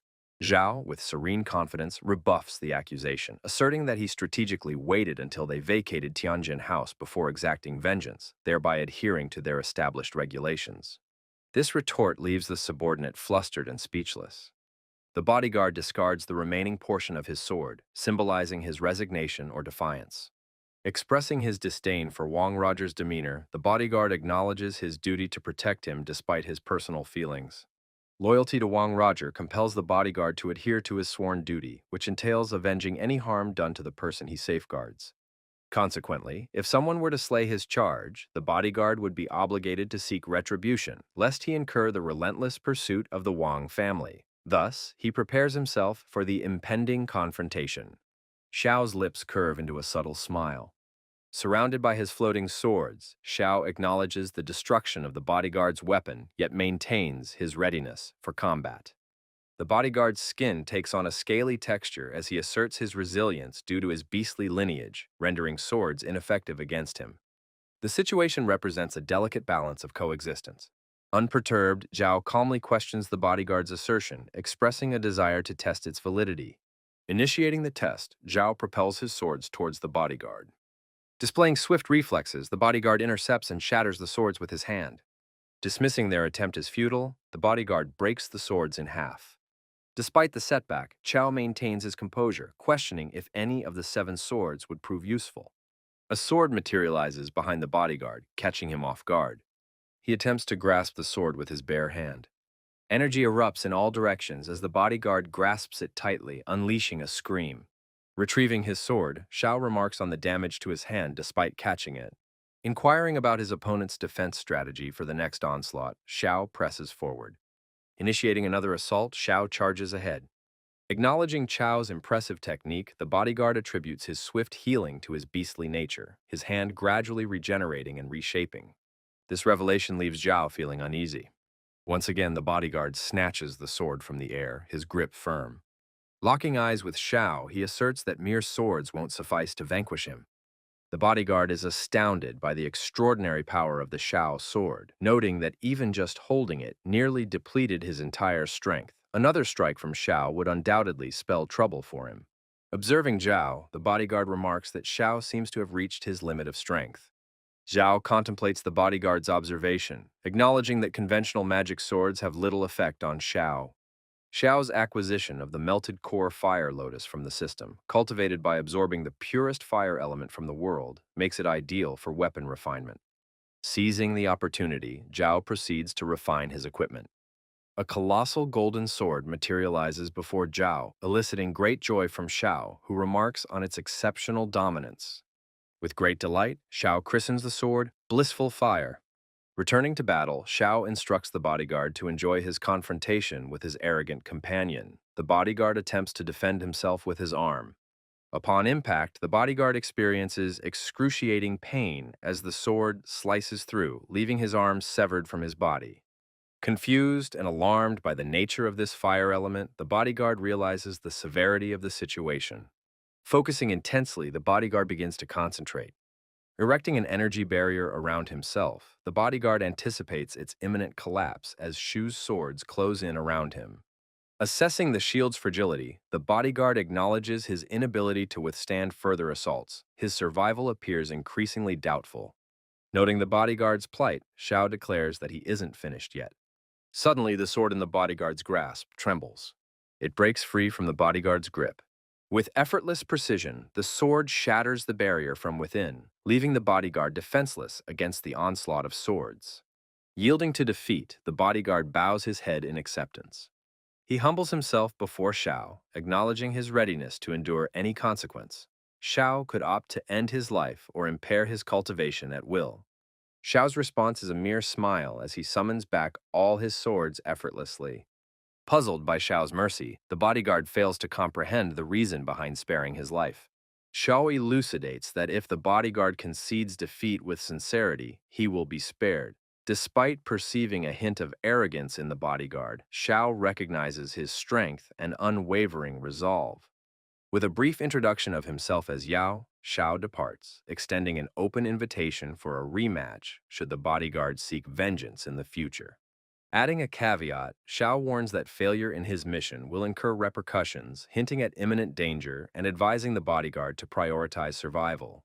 The bodyguard is consumed by fear upon realizing the gravity of his situation. Shao, accompanied by Ji and Su Mu-hyun, redirects their focus towards aiding Su Mohan's father, eliciting gratitude from those around them, including Zi, who admires Shao's magnanimity. Observing the departure of the trio, the bodyguard reflects on Zi's remarkable achievements at such a young age, leaving a lasting impression. Contemplating his retreat, the bodyguard resolves to rendezvous with Shao in the future, should he evade the pursuit by the Wang family. After a period of travel, they reach their destination, the mansion.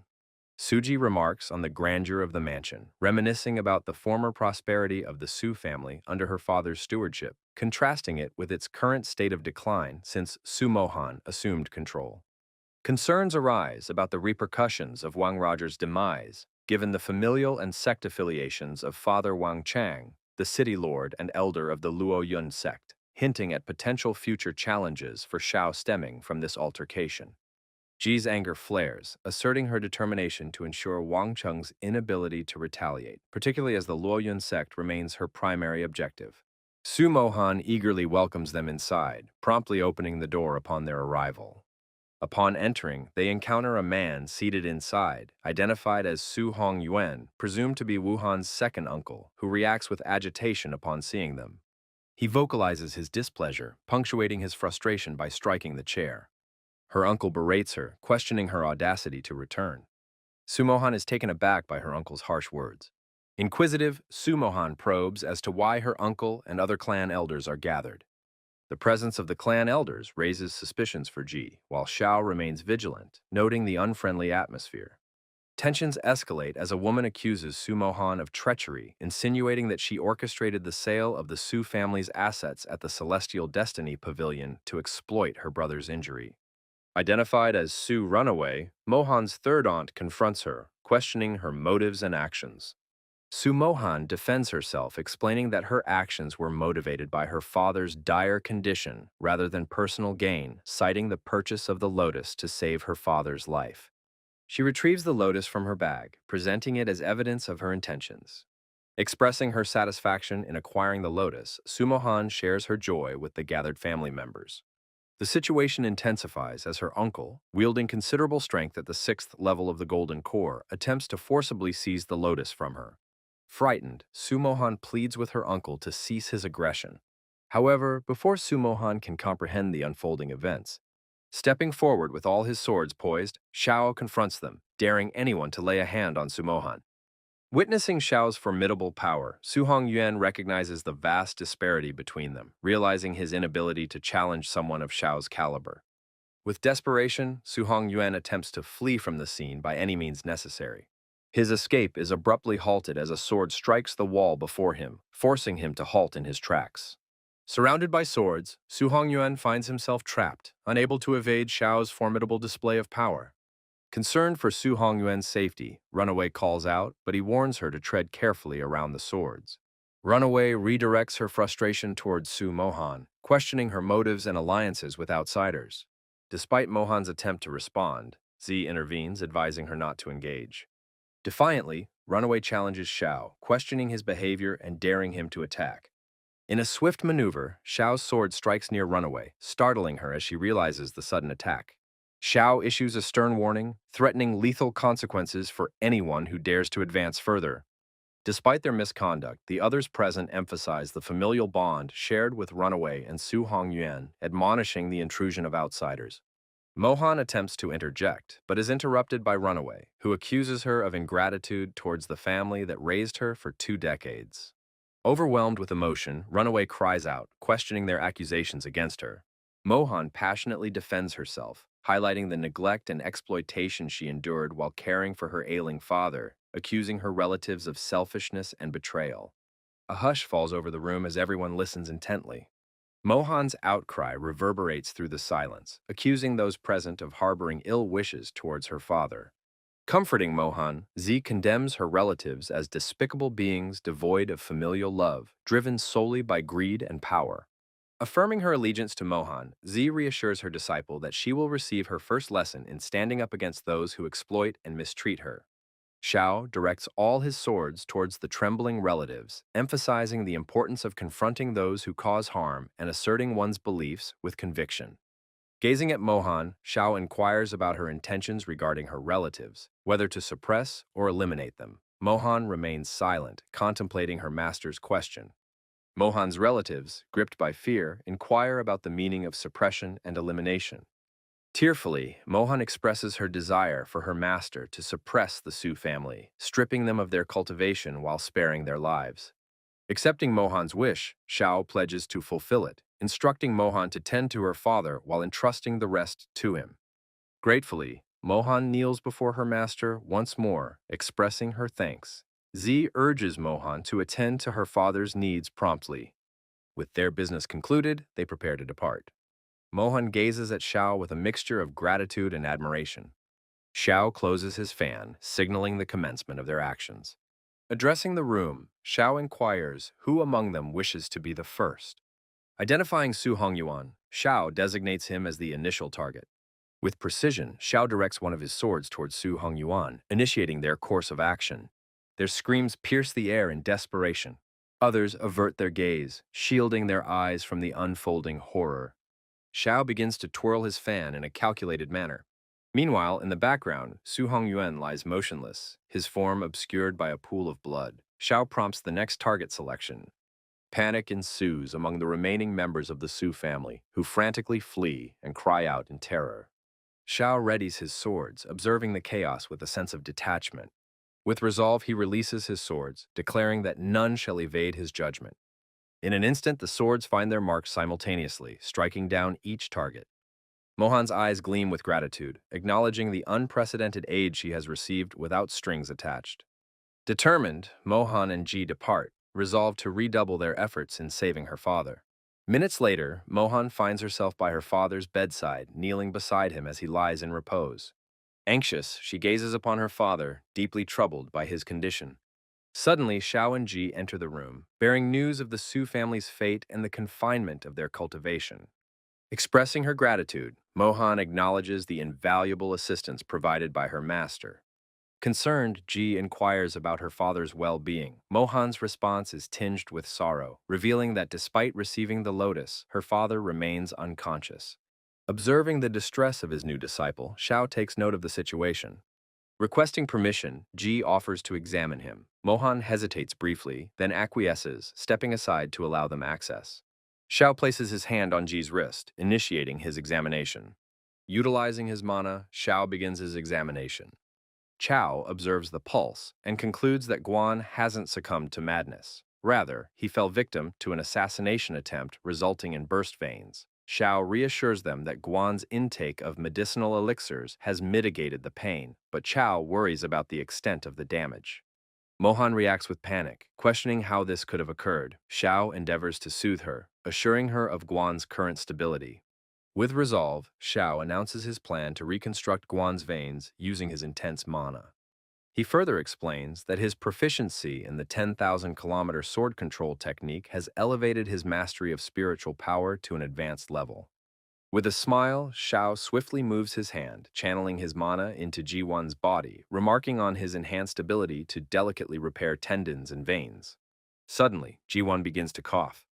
Mohan's joy is palpable as she calls out to her father. Concerned, Ji inquires about Guan's condition. Guan finally awakens, calling out to his daughter. Mohan is overcome with shock and relief at her father's awakening, questioning his well-being. Guan assures her that he is fine, albeit a bit dizzy. However, a sudden recollection troubles him. He asks Mohan about Hong Yuan's whereabouts and whether he had harmed her. Mohan reassures him that she is unharmed, but she becomes curious about her father's mention of Hong Yuan. Guan begins to explain that in his pursuit of improving the restorative elixir formula, he sought Hong Yuan's assistance after realizing he needed more cultivation to progress further. However, while Guan's attention was diverted, Hong Yuan attempted to launch a surprise attack from behind, aiming to assassinate him. G1 underscores that he has never mistreated Hong Yuan, neither in the past nor the present, yet he harbors deep-seated animosity towards him. G1 attributes this antipathy to their father's decision to appoint Guan as the family head. Mohan bows her head, absorbing every word her father utters with rapt attention. After Guan concludes speaking, Mohan vents her hatred by striking the bed forcefully. Asserting her conviction, Mohan confirms that the assailant was indeed her uncle, Hong Yuan. Meanwhile, Xiao considers that the restorative elixir Guan mentioned might be of the third level, presenting a viable opportunity to enhance Mohan's skills in alchemy. Turning to Guan, Xiao requests the recipe he had mentioned earlier, prompting Guan to inquire about Xiao's identity. Rising to her feet, Mohan introduces Xiao, identifying him as Elder Chao from the Hong Kong sect and her new mentor. She underscores that it was Xiao's intervention that enabled her father to awaken. Ji Yuan and Chao exchange greetings, and Guan expresses his gratitude to Xiao for rescuing both Mohan and himself, expressing joy at his daughter's newfound opportunity. Standing up, G1 taps twice on the wall, and a hidden compartment emerges, containing the recipe. Mohan marvels at this concealed storage and inquires about its installation, to which Guan reveals its age, having been previously used to store loan documents. Gesturing towards the recipe, Guan declares it to be the essence of his life and family. Grateful for Xiao's assistance in their time of need, Guan offers the recipe to him. Accepting the formula, Xiao inquires if Guan had failed to complete it. G1 bows his head, admitting that, regrettably, Guan was on the brink of completing it before being interrupted by his brother Hong Yuan. However, Xiao reassures them that the formula can be salvaged by adding a touch of yellow field herb. In that moment, everything falls into place in Mohan's mind.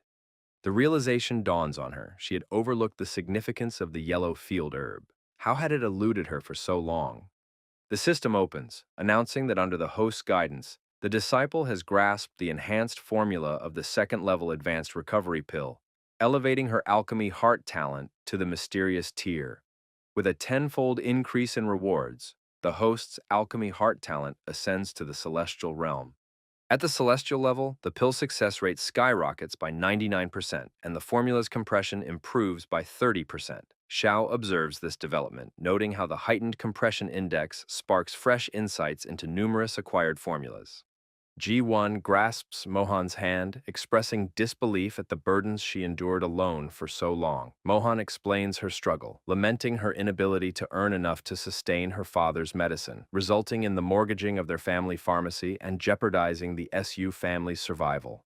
Suddenly, Xiao interjects with an idea, capturing Mohan and Guan's attention. Xiao tosses a bag of money their way, proposing a plan to revitalize the entire elixir store. He suggests recruiting alchemy apprentices under lifelong contracts, stipulating that they produce pills and elixirs without disclosing the formulas. Mohan and Guan exchange puzzled glances as Xiao elaborates further, outlining consequences for non-compliance or breach of contract, hinting at a less amicable resolution. Xiao gazes coldly, anticipating the imminent revelation of their power. Urging efficiency, Xiao delegates pill and elixir production to Mulan, while he and Zi attend to Hong Yuan. Zi bids farewell to Mohan with a smile. Observing this interaction, Z1 questions his daughter about her master's integrity, to which Mohan affirms positively. Meanwhile, in the dungeon, Hong Yuan is chained and trembling, seeking answers about their intentions. Xiao's smile encourages her to hasten, as if she can't control the key to her sword. Escape seems impossible with the countless blades poised around them. Z focuses intensely, gradually forming them one by one until they reach a staggering 10,000 swords. This formidable array is dubbed the Wan Li sword. Surrounding Z, the swords all converge menacingly on Hong Yuan, who lies on the ground, consumed by fear. Z is drenched in sweat from the exertion of conjuring so many blades. However, Zhao offers no respite, commending her efforts but urging her to consolidate them into a single sword. He smiles, expressing faith in Ji's abilities. This fills Ji with determination and excitement. She concentrates and declares her belief in her own capability. A sphere of mana materializes at the tip of her finger, and suddenly a colossal sword manifests directly above her hand. Z turns to Xiao with a triumphant grin, announcing her success. Xiao returns the smile, acknowledging that with this feat alone, they are well equipped to confront the Luo Yun sect. While they converse, Hong Yuan trembles in fear, pressed against the wall, witnessing the spectacle. As the immense sword looms threateningly, Hong Yuan's screams fill the air, pleading for mercy. Seated calmly in a chair, Xiao questions Hong Yuan, probing whether he had ever considered this outcome when he attempted Guan's life. She then turns to Ji, urging her to conclude the ordeal. Ji launches her attack, but Hong Yuan manages to evade. Xiao summons the assassin for assistance, deeming Ji's attempt insufficient. Ji bristles with frustration, but Xiao reassures her that there's no need to rush. They have ample time. Despite Xi's subsequent attempts, she continues to miss her mark. This pattern persists for several more tries. 30 minutes later, with numerous marks scarring the walls, Hong Yuan's lifeless body lies in a pool of blood. The system notification appears, indicating that the disciple has successfully grasped the Wanli sword control technique. As a reward, the host receives 10 times the benefits of the single sword control technique, along with the acquisition of the flexible finger sword, an item of the highest quality at ground level. Zhao rises, contemplating his newfound possession of flexible swords. With the added ability to merge them into one, he feels confident that even if he were caught off guard, it wouldn't pose a problem. Xiao reflects that this process seems much simpler than personal cultivation. He summons Ji to inquire if Mulan requires assistance, a sentiment Z echoes. Meanwhile, within the city mansion of Lord Luo Yun, an air of eerie quiet reigns. Inside the hall, 3 individuals kneel beside a figure shrouded in white cloth, reporting to their lord the tragic demise of young Master Wang Roger. The news elicits a visceral reaction from the lord, who clenches his fists tightly and bellows in frustration. He berates his attendants, branding them as worthless for failing to protect his son, threatening dire consequences if the perpetrator's head isn't delivered promptly. His words leave them frozen in fear. Summoning his courage, one of them attributes Wang Roger's demise to Zhao, an elder of the Hong Kong sect. Even Will Ming fell to Xiao's skill with ease, making any retaliation seem futile. The Lord's anxiety intensifies, labeling them as incompetent. He, currently at the 7th level of the Golden Core, exudes a dense, formidable aura that sends the men reeling backward. They plead for forgiveness, claiming helplessness in the face of Zhao's prowess. The Lord ponders his own evaluation of his son's personal bodyguard, If Zhao indeed defeated Wilming effortlessly, his strength surpasses anything the Lord could contend with. With purposeful strides, the Lord departs. With a forceful kick, he ejects one of the men present, ordering them to vacate the premises. He concludes that the only recourse to avenge his son, Wang Roger, is to seek assistance from the Luo Yuan sect. Setting off, he declares his intention to visit the Lower Yun sect and instructs the men there to dispatch invitations to all the city's nobles, including the Su family. Fuming with anger, the Lord vows retribution for his son's death, swearing to dismember Shao as his ultimate punishment. Meanwhile, within the confines of the Su family residence, an invitation arrives extending a cordial summons to the Su family for an evening banquet at the Wang family's estate to address the family's predicament. Xiao Muhyun and Ji convene at the table. Ji expresses skepticism about the invitation, suspecting it to be a ploy orchestrated by the Hongmeng sect. Rising to his feet, Ji asserts the need to depart the city immediately and proceed directly to the Luoyun sect. Once outside the city, they can assess the Wang family's intentions. Xiao deliberates briefly before determining they must accept the invitation, citing the necessity of attendance. Ji gestures emphatically, questioning the decision. Xiao lays a reassuring hand on his shoulder. Remarking that he's heard rumors of young Chang's presence at the banquet, he questions his beautiful disciple if she truly desires vengeance. At the mention of the name, her anger flares. She sinks into her seat, visibly agitated, inquiring if the traitor will indeed be in attendance. Mohan, taken aback by Ji's uncharacteristic demeanor, watches in shock. Xiao unfurls his fan. Locking eyes with Ji, he asserts the newfound power of Yuncheng's loyal faction, a force not to be underestimated. Previously, capturing him would not have been so straightforward. Standing up now, she initiates a conversation. Proposing the idea of stirring up a bit of chaos at the banquet, she turns to Ji, who, visibly anxious, pledges her allegiance to her master's wishes. Mohan observes this interaction, anticipating potential harm. Out of the blue, Xiao redirects his attention to Muan, inquiring about the progress of the pill and elixir factory matter. Mohan, taken aback, assures him of the smooth progress, highlighting their acquisition of the old 17 pill factories of the Su family and the ongoing recruitment of alchemy apprentices, as well as the successful sale of recovery pills earlier that afternoon, generating a profit of 5,000 lower-grade spirit stones from the sale of 50 bottles. Pausing to ponder, Zhao expresses concern over the modest quantity of 50 bottles sold. Inquiring if Mohan has analyzed the reasons behind this, he receives an affirmative response.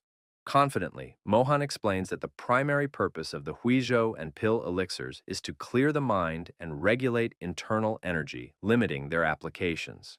She attributes the low sales to it being the first day of test sales. Retrieving some recently created recipes from beneath his clothing, Zhao instructs Mohan to study and keep these third-level improved elixir recipes, promising to review the sales report later. Zhao discreetly retrieves a set of recipes from within his clothing. Handing over the recipes, Zhao advises Mohan to familiarize herself with them, particularly emphasizing their significance. Enthralled by the prospect of these third-level recipes, Mohan's eyes gleam with delight. Delving into the recipes, Mohan identifies an improved golden core pill with significantly enhanced healing properties, estimating its potential for successful sales. While embracing the recipes bestowed upon her by her master, Mohan reflects on his affinity for wealth and his belief in its abundance, envisioning the realization of his dream of a prosperous life. As night descends, guests begin to arrive at the city lord's mansion. Welcomed personally by the city lord, Yuan is accompanied by Zhou, receiving a warm greeting upon their arrival. Upon hearing of Guan's illness, the city lord expressed his concern. Unexpectedly, following Z1's recovery, the Su family's business flourished. Behind the lord stood a red-haired man, his smile raising suspicion.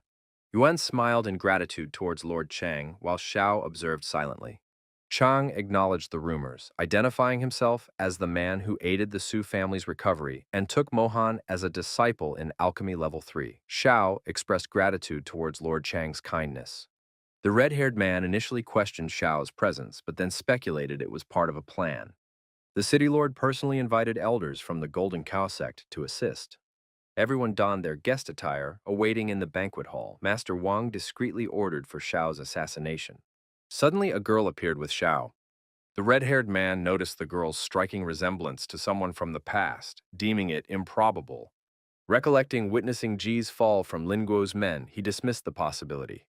Chang summoned them to enter as the banquet commenced. Cheng mentioned Xiao's remarkable achievement of reaching the fifth level of the Golden Core at a young age. Cheng praised Xiao's potential and his two promising disciples, while the red-haired man acknowledged the Su family's luck in having Xiao as Mohan's master. Onlookers admired Xiao's talent. Xiao, slightly intoxicated, expressed his gratitude amidst laughter. He reached for another glass. He clarifies that there's a misunderstanding regarding his strength. He's actually at the third level of the Golden Core. The appearance of being at the fifth level is due to Z's intervention. Displaying one of his swords, he attributes his success to it, noting its exceptional power. Smiling, he credits the sword for emboldening him to descend from the mountain. Mohan observes silently, while Jie urges caution, advising him not to reveal his treasure so openly. Chung expresses gratitude for Xiao's kindness and instructs his men to bring the gift. Privately, Chung contemplates the inconvenience of verifying her identity, considering himself a fool for such thoughts. Zhao's attention is drawn to the chest's arrival, sparking curiosity about its contents. Chung admires Xiao and presents a generous gift, hoping to foster friendship. The gift contains numerous spirit stones. Yao, dazzled by the stones, eagerly grabs them, prompting Ji's attempt to intervene. Xiao enthusiastically distributes the stones, suggesting purchases for the sect and themselves, inadvertently spending millions. Zhao frets about explaining the expenditure to the sect, then expresses gratitude to Mr. Chung. Chung considers it an honor to help, speculating about Zhao's supposed wealth and lineage. Acknowledging Xiao's reputation as a great master, Chung suggests a friendly match between disciples for amusement. Extending his hand, Chung proposes the challenge to Ji, seeking her acceptance. Xiao, delighted by the chest's contents, readily agrees to the challenge. He then asks Ji to participate, despite Zi's evident annoyance. Chung acknowledges Xiao's quick wit and applauds Zhao's choice. He suggests raising the stakes to prolong the game. Offering an additional 10 million low-ranking stones if Ji wins, Chung tempts her. Xiao finds the offer enticing. Xiao, having exhausted his funds, queries Chung about making an equivalent bet. With a brilliant idea in mind, Xiao summons his sword. He proposes betting his sword in the match. Chung agrees without hesitation. Using magic, Chung erects a shield around the bet's treasures, emphasizing that no one should touch them until the results are known. Xiao reassures everyone and entrusts Ji with the outcome, urging her not to dishonor her master. Mohan encourages Ji to proceed cautiously, assuring her readiness. Chung insists that Xiao and Ji should fight first, intending to toy with her abilities. He readies his sword for the duel. The two opponents face each other as the contest commences. She initiates the attack with her swords. Xiao deflects her assault by slamming his sword onto the ground. Ji's attack effortlessly shatters Zhao's sword, leaving him impressed and intimidated. With three swords poised near Zhao's throat, Ji halts her assault. Defeated, Zhao sighs and apologizes to his master. Xiao bursts into laughter, mocking their inability to withstand Ji's simple attack, deeming them weak. Others disapprove of Zhao's remarks, finding them rude, but attribute it to his inebriation. Young Chang, the red-haired man, observes the situation with displeasure, contemplating giving the spoiled individual a bit more time. Chong reassures the gathering, likening the situation to a competition with winners and losers. He acknowledges the guard's previous praise of the master and disciple's swordsmanship, but now sees them as merely that. Xiao rushes to claim the winnings from the bet, expressing gratitude towards Master Chung for his integrity and generosity, feeling enriched by their newfound wealth. He impulsively offers to bet his sword again, along with all his possessions, much to Chang's satisfaction. Chang announces the turn of the ghost voice. The ghost voice apologizes and approaches Ji. Cheng, smiling confidently, believes his niece, who trained in Luojun, to be unbeatable in swordsmanship. He anticipates victory over the foolish disciple as the fight begins. Cheng is astonished by what he witnesses. Ji consolidates 1,000 swords into one. She launches her attack once more. The ghost voice is defenseless against this unprecedented force. She ponders the impossibility of defending against 1,000 swords becoming one. Admitting defeat, she screams. Falling to her knees, the ghost voice acknowledges Ji's impressive mastery of immense power. She remains silent as Chung declares victory for Master Xiao and his disciple, though they observe Ji's exhaustion. Amidst the winnings, Ji laughs excessively, dismissing their significance as useless. Xiao celebrates enthusiastically, urging another round of betting. Young Chong observes Xiao's evident happiness and acknowledges his disciple's remarkable talent for condensing 1,000 into one, considering her a genius for her age. Chung admires Xiao's fortune in having such a gifted disciple. Chong remarks that this favorable situation is only temporary. Suddenly, a figure leaps from behind Chang towards Z. The strike lands on her abdomen, causing her to cough up blood upon impact. Recognizing the attack as a technique of the Luo Yun sect, the assailant swiftly moves again. Lunging forward, he catches Ji mid-air. Jai coughs and apologizes to her master for the fall, but Xiao reassures her with a smile. Xiao sees this intervention as their ace in the hole. Concerned, Mohan inquires about Ji's well-being, but Z, exhausted, doesn't respond. The victor, Liang, taunts Ji for her swift defeat, identifying herself as an elder of the loyal insect sect. Overwhelmed, Xiao relinquishes his possessions with despair, while Mohan comforts Ji, who is deeply upset. Xiao laments his loss and worries about explaining it to the sect upon his return. He challenges Chang to another contest. Chung agrees to compete again, but raises the issue of Xiao having nothing left to wager. Xiao, with a steely gaze, proposes betting his life. Some deem this proposal as sheer madness. Yuncheng shows excitement at the prospect, while Chung warns Xiao not to expect leniency in settling the debt, curious to see Ji's capabilities without her sword. Xiao asserts his determination, unleashing his power and reassuring Chung that he won't retreat from the bet. A massive sword materializes behind him, indicating his unwavering resolve. As a hand forms to grip the enormous sword, Chao emphasizes that upon victory, Chung will not only return all his fortune, but also forfeit his life. Liang marvels at the sight before her, 1,000,000 swords condensed into one. Xiao initiates his attack. Liang braces herself. She prepares to defend. However, her sword shatters like a brittle branch. The sword slices through Liang. She screams in disbelief at the extraordinary power wielded by Xiao. Despite her bleeding wounds, Liang refuses to accept defeat, clinging to the strength of her master's sword, which should have been impervious to such an attack. Frightened, she questions the origin of this man with inexplicable strength. Xiao continues his relentless assault. He strikes Liang once more, eliciting another anguished cry. Cheng, taken aback by the spectacle, rushes to Liang's side, inquiring about her condition, but she remains silent. Cheng's frustration mounts. Xiao remarks on Cheng's allegiance to the loyal insect sect. Liang offers no response to Cheng's inquiries. Cheng, now angered, confronts Xiao, who reveals Cheng's affiliation with the loyal insect sect. Xiao materializes his sword once more and explains to Cheng the prestigious status required to learn the lure palm technique within the loyal insect sect, while Cheng absorbs the information silently. Considering the idea of immediately dispatching Cheng, Xiao pauses to contemplate. Witnessing Liang's humiliation at Xiao's hands, Cheng scans the other fighters and urges them to seize the opportunity to attack. Encouraged by Cheng's call to action, the fighters converge on Xiao, eager for their chance to engage. Mohan remains by Ji's side, observing the escalating conflict with fascination, impressed by the number of adversaries ready to confront them. Amidst the commotion, Xiao remains stationary in the middle of the hall as the other combatants advance towards him. Xiao breaks into hearty laughter and applauds, remarking on the collective prowess of the fighters, noting that they all belong to the Golden Core realm, acknowledging Cheng's preparation for the confrontation. Suddenly, adopting a serious demeanor, Xiao addresses the crowd, regretting that he can only dispatch 30 Golden Core cultivators single-handedly on this occasion. He firmly plants his foot on the ground. A magical circle materializes beneath him, lifting his swords into the air. Observing Zhao's stance, Cheng criticizes him for his arrogance, asserting that defeating 30 Golden Core cultivators simultaneously is an impossible feat. Cheng acknowledges that Xiao has a secret weapon, the shadow of the Luoyun sword, obtained with the sect leader's approval before his departure from the mountain. She senses a powerful aura upon witnessing the appearance of the sword shadow.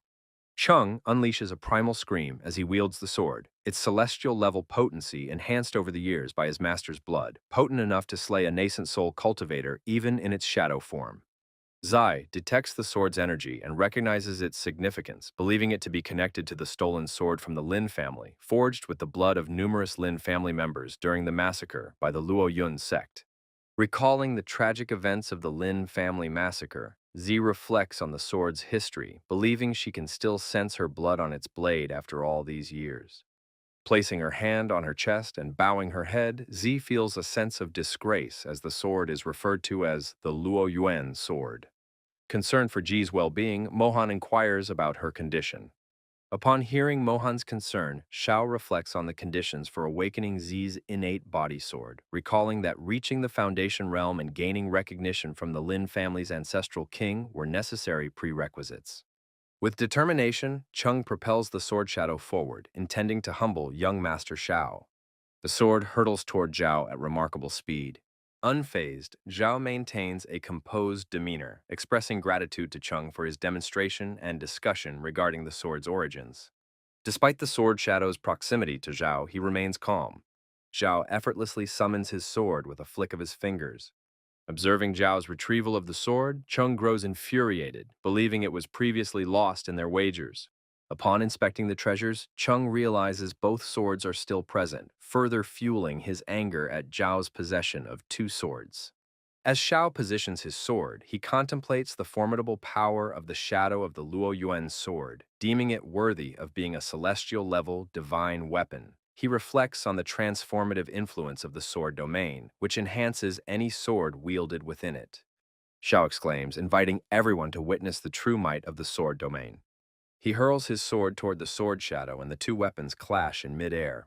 Despite initial resistance, the flexible finger sword begins to penetrate the sword shadow's energy field. The collision culminates in a massive explosion. Abruptly, the Xiao sword emerged from the swirling smoke, unblemished. Unfurling his fan, he derisively questioned if their efforts were truly so feeble, finding the situation increasingly dull. He had yet to experience even a flicker of amusement. All the cultivators lay defeated before him. Save for Chung cradling Liang. Chung glanced back, pondering the existence of such a formidable foe. His only thought was to escape as swiftly as possible. Zhao, however, observed Cheng's intent to flee. Whirling around, he unleashed a barrage of swords, challenging Cheng's belief in his ability to escape. Chung turned back, pleading for his life, but it was too late. Xiao dispatched Chung without hesitation, blood staining the surroundings. Yun Chung began to rise, trembling violently, and upon glancing aside, witnessed Cheng's demise, filling him with terror. Suddenly, Xiao and Ji halted before him. Yun Chung collapsed in fear at the sight of them. He screamed for them to stay away, begging for his life.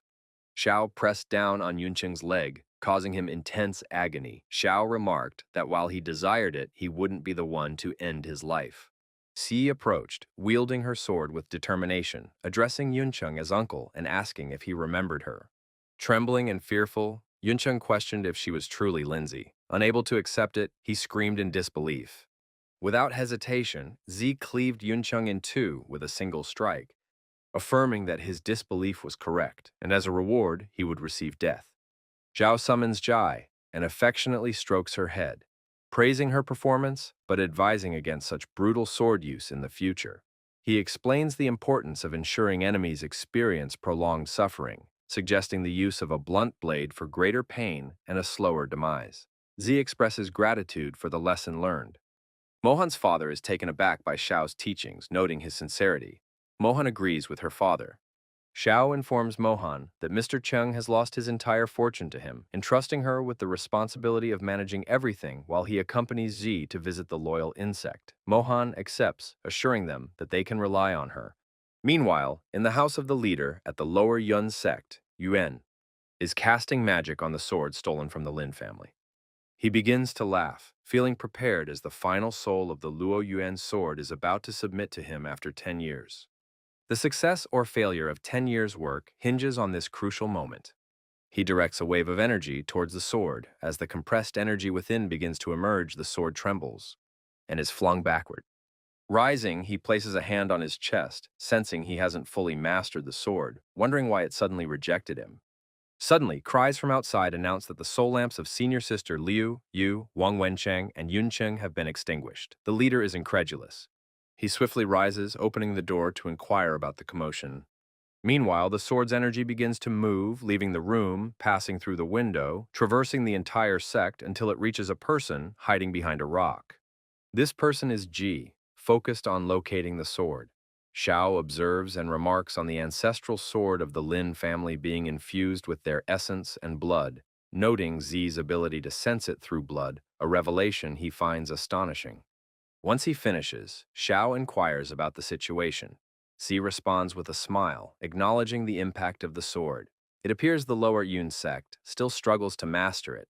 Z mentions leaving her spiritual consciousness within the sword, confident that once located, she can tame it. She expresses her agreement. With all preparations complete, they plan to launch a full-scale assault on the Luoyang sect, as she readies herself for the task. During Yuan's inspection of the candles, his frustration is evident. He blames Chiang for the current predicament, recalling how Chiang had attributed his son's death to a wandering cultivator. This led to summoning the shadow of the Luo Yuan sword and 30 Golden Core elders, only to face embarrassment when they were all defeated by a lone opponent. Despite their significant numbers and resources, they were humiliated. Wen Yen queries a witness for information, learning only of Elder Cheng's failed attempt to engage their enemies. Yuan's anger boils over, leading him to condemn their incompetence in the face of overwhelming odds. Yuan's frustration peaks as he pounds the table. He berates them for their ineptitude despite their numerical superiority. Turning to his comrades, he demands heightened vigilance and fortification, fearing imminent attack. Meanwhile, Xiao and Ji analyze the defensive measures of the Luo Yuan sect, noting the formidable mountain formations. Ji grasps her sword, questioning the possibility of breaking through. She receives confirmation that it's indeed feasible, albeit with considerable noise and attention. Xiao suggests maintaining a low profile until they secure the Lin family's sword, proposing an alternative plan. He proceeds to outline the entire strategy to Ji, who is taken aback by its ingenuity. Together, they set the plan in motion. Upon encountering Yuan and his companions, Ji's distress is evident as she reveals the grim news. Elder Yunqing and Elder Lin have been slain. Wen inquires about their identities. Xiao, disheveled, discloses Ji's true lineage as the illegitimate daughter of Master Yunqing, with himself serving as her protector. He recounts the night of Yunqing's murder, discovered at the Wang family's residence. Yuan, suspicious, unleashes a small burst of energy. This energy grazes Ji's arm, drawing blood. He collects the blood on a destiny letter belonging to Young Chang, aiming to confirm their connection. The results confirm Ji's ties to Young Chang. Yuan, slightly calmer but vigilant, demands an explanation for their presence on the mountain. Xiao bows respectfully, invoking Wen Yuan's name, citing their pursuit of a mysterious assailant responsible for the massacre of 30 Golden Core's elders and the city lord's demise. Seeking refuge, they turn to the Luo Yuan sect. Xi interjects, recounting her father Yuncheng's plight with the sectmaster and the Lin family's sword. She reveals a traditional method of sword refinement within the Lin family, demonstrating its potential for healing. Highlighting the Lin family's generational expertise in swordcraft, Xi offers her own blood as proof of its unique properties in soothing sword-related wounds. When observing this, it's evident that she possesses knowledge even about the Lin family sword's embryo. Upon request to demonstrate the mentioned methods, J.I. stresses the absence of any attempt at deception. As Yuan unleashes his energy, he warns of the repercussions if any action is attempted against them. C assures there's no issue and encourages him to attempt it, resulting in her blood seeping from her arm. Subsequently, her blood travels through Yuan's body. Closing his eyes, Yuan reflects on truly sensing the internal wounds inflicted by the Luo Yuan sword beginning to heal. After this, Yuan turns around and extends an invitation for them to enter. As Xiao embraces Ji and they proceed to enter, Yuan lingers behind to confer with one of his followers regarding the investigation into Elder Chang's incident. Observing this, Xiao perceives it as a genuine opportunity, while Yuan instructs to reduce the scrutiny of Elder Chang's incident and make arrangements for Xiao and Ji's accommodation. Xiao recognizes this as a tangible chance. Throughout the night, Xiao and Angie are engaged in training within the training room, enveloped in a substantial energy field. The primary focus is for Z to attain the first level of foundation creation, during which Zhao transfers 200 days of cultivation to Ji, facilitating her breakthrough to the first level of foundation creation. The system acknowledges the transfer of 200 days of cultivation from the host to his disciple and rewards him with triple the amount, granting 600 days of cultivation. Xiao informs Ji that she has now reached the cultivation level of the first level of foundation creation and anticipates awakening her innate body sword upon acquiring the Lin family's sword embryo. Perplexed, Z inquires about the innate body sword, to which Xiao casually assures him it's nothing significant and suggests proceeding with the plan. Subsequently, they exit the chamber and ascend to the rooftop. Xiao queries Z about her ability to locate the sword. Z reassures him, asserting there's no cause for concern. Trusting her, Xiao urges her to lead the way. They commence their advance together. Upon reaching a residence, they encounter a guard stationed there, completely unconscious and asleep. She explains that their lowered auras render them undetectable to anyone below the nascent soul realm, alleviating any worry. After securing the entrance, they eventually uncover the sword. Xiao instructs Ji to begin refining the sword calmly, assuring her protection from any potential threats. C positions herself near the sword, seated on the ground, channeling her energy towards it, directing it onto the sword's surface. This action triggers a response from the sword, releasing waves of energy. One of these waves inadvertently strikes Li, causing her injury. She surmises that the sword still holds the spiritual consciousness of the loyal insect leader. At that moment, the guard awakens, questioning the disturbance. Swiftly, the man seizes an object and shatters it in his hand, signaling for assistance. Xiao, incensed, reflects on the impossibility of concealing the truth. Drawing his swords, he resolves to confront the situation head-on. Meanwhile, as Yuan journeyed atop his sword, he spun around in alarm upon sighting the signal, fearing an attempt to steal his Luo Yuan's sword, a clear act of hostility. Responding swiftly to the signal, several men arrived, announcing the encirclement and demanding the identity of the audacious intruder within the Luo Yuan sect.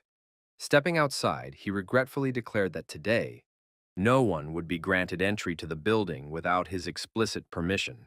Xiao gestured with his fan towards the gathered individuals, suggesting they could engage in collective combat if they wished. Directing his swords towards the men, Xiao initiated the confrontation. In response, the men conjured magical circles, questioning Xiao's arrogance. Despite their proficiency solely in sword abilities, they launched attacks that swiftly destroyed ancestral weapons with just one blow. Observing this, Zhao smiled, recalling a previous encounter where he had dispatched 30 golden cultivators, underestimating them as inebriated and incompetent. However, judging by their current prowess, he concluded that the Luo Yuan sect was lacking. Hearing this, despair washed over the men as they realized the capability of the man before them. Ascending into the air, Xiao became surrounded by overwhelming energy. Asserting his identity as Zhao Xuan from the Nunli sect, he gazed into the eyes of all present, challenging any survivors of the Luo Yun sect to face him in the future.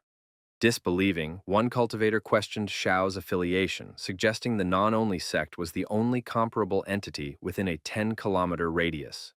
Ordering everyone to attack, he commanded the capture of the intruder within the sect. Grinning appreciatively, she commends them for their bravery, promising to make it worth their while. Initiating her assault, she effortlessly manipulates her swords, striking each cultivator individually, eliciting cries of pain and pleas for mercy. Surrounded by swirling swords, Xiao approaches the fallen cultivators, wielding a massive blade, and questions if they've truly exhausted their efforts. With a deranged expression, he remarks that he hasn't even unleashed his full power yet. The cultivator leader, lying on the ground, defiantly gestures towards Xiao, warning that the leader of the Luo Yun sect will arrive soon to exact vengeance. Chuckling, Zhao sheaths his swords, halting his attack, and announces his readiness to await their leader's arrival. Moments later, distant screams herald the arrival of someone. Spotting Yuan, the sect leader, hurtling towards him in a fury, Xiao braces for the impending confrontation. Ready to resume the battle, Xiao remarks on the unexpected swiftness of Yuan's arrival. Engaging defensively, Xiao clashes swords with Yuan. However, as Yuan's sword begins to breach Xiao's defenses, a brilliant flash interrupts their clash, separating them momentarily. Locking eyes with Xiao, Yuan accuses the intruders from the non-only sect of daring to trespass upon the sacred grounds of the Luo Yun sect. Xiao readies his swords once more, retorting that the Luo Yuan sect is worthless, as evidenced by the ease with which a single man defeated all their elders. Isn't that right? As Yuan prepares for action, Xiao initiates a series of diverse movements, inviting Yuan to counter his attack. The swords dart forth with remarkable speed, leaving a trail of motion in their wake. Firmly gripping his sword, Yuan braces himself for the impending clash. With a resounding yell, Yuan deflects Zhao's dual sword assault with a single blow, demanding to know how Xiao dares to insult the Luo Yuan sect. Attempting to taunt Xiao for his arrogance, Yuan swiftly evades Xiao's retaliation. Observing Yuan's sword, Xiao acknowledges its exceptional quality, likely at the pinnacle of cultivation. Reflecting on Elder Wenchuan's movements, Xiao speculates on the potential impact of Yuan's years of refining the divine sword with his blood, perhaps hindering his advancement. Recalling his swords, Xiao contemplates the need for Zi to master his own sword swiftly. Numerous swords materialize around Xiao. Yan ponders whether this phenomenon constitutes sword qi and if it can be manifested physically. Observing the increasing number of swords, Yuan realizes their formidable power, recognizing them as of the highest caliber. However, upon further observation, Yuan is overwhelmed by the sheer magnitude of swords, tens of thousands appearing before him. This transcends mere sword technique. It is a supreme divine skill. Yuan acknowledges that what he faces is not merely a sword technique, but a supreme divine skill. Assessing the enormity of Zhao's power, Yuan realizes that confronting him directly would be futile, considering alternative strategies. Plunging his sword into the ground, Yuan channels energy through it, directing it towards the shield protecting the loyal insect. In a desperate plea, Yuan shouts that his only recourse is to activate the formidable protective formation of the mountain, recognizing the formidable nature of the loyal insect. Suddenly, a massive surge of energy hurtles towards Xiao, momentarily startling him. However, he effortlessly evades the attack. Glancing to the side, he observes the immense crater left by the energy beam. Xiao remarks on the enduring potency of the mountain protector of the Luo Yuan sect, despite being abandoned by its founder a century prior.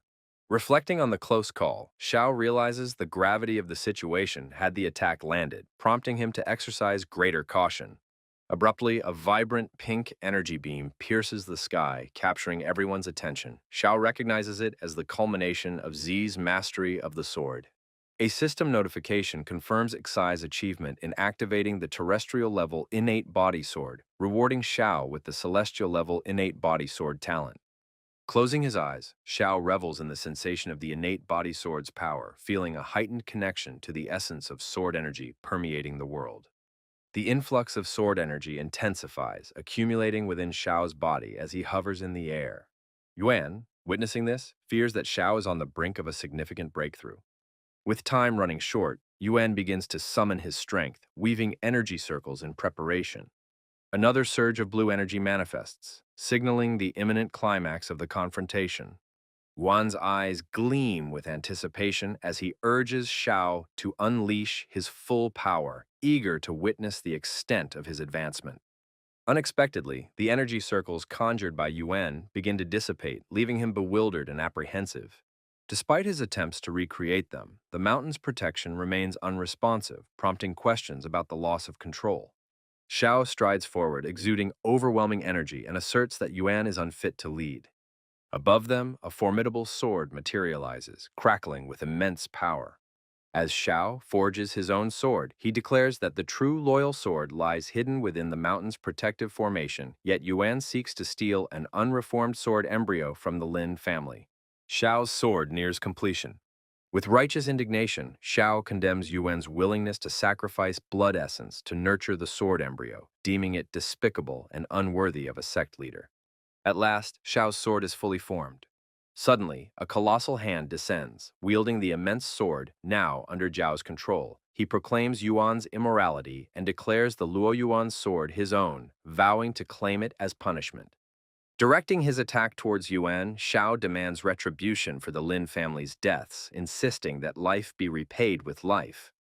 Despite pleas for mercy, Xiao's single strike obliterates everything in its path, instantly slaying Yuan and cleaving the mountain in two.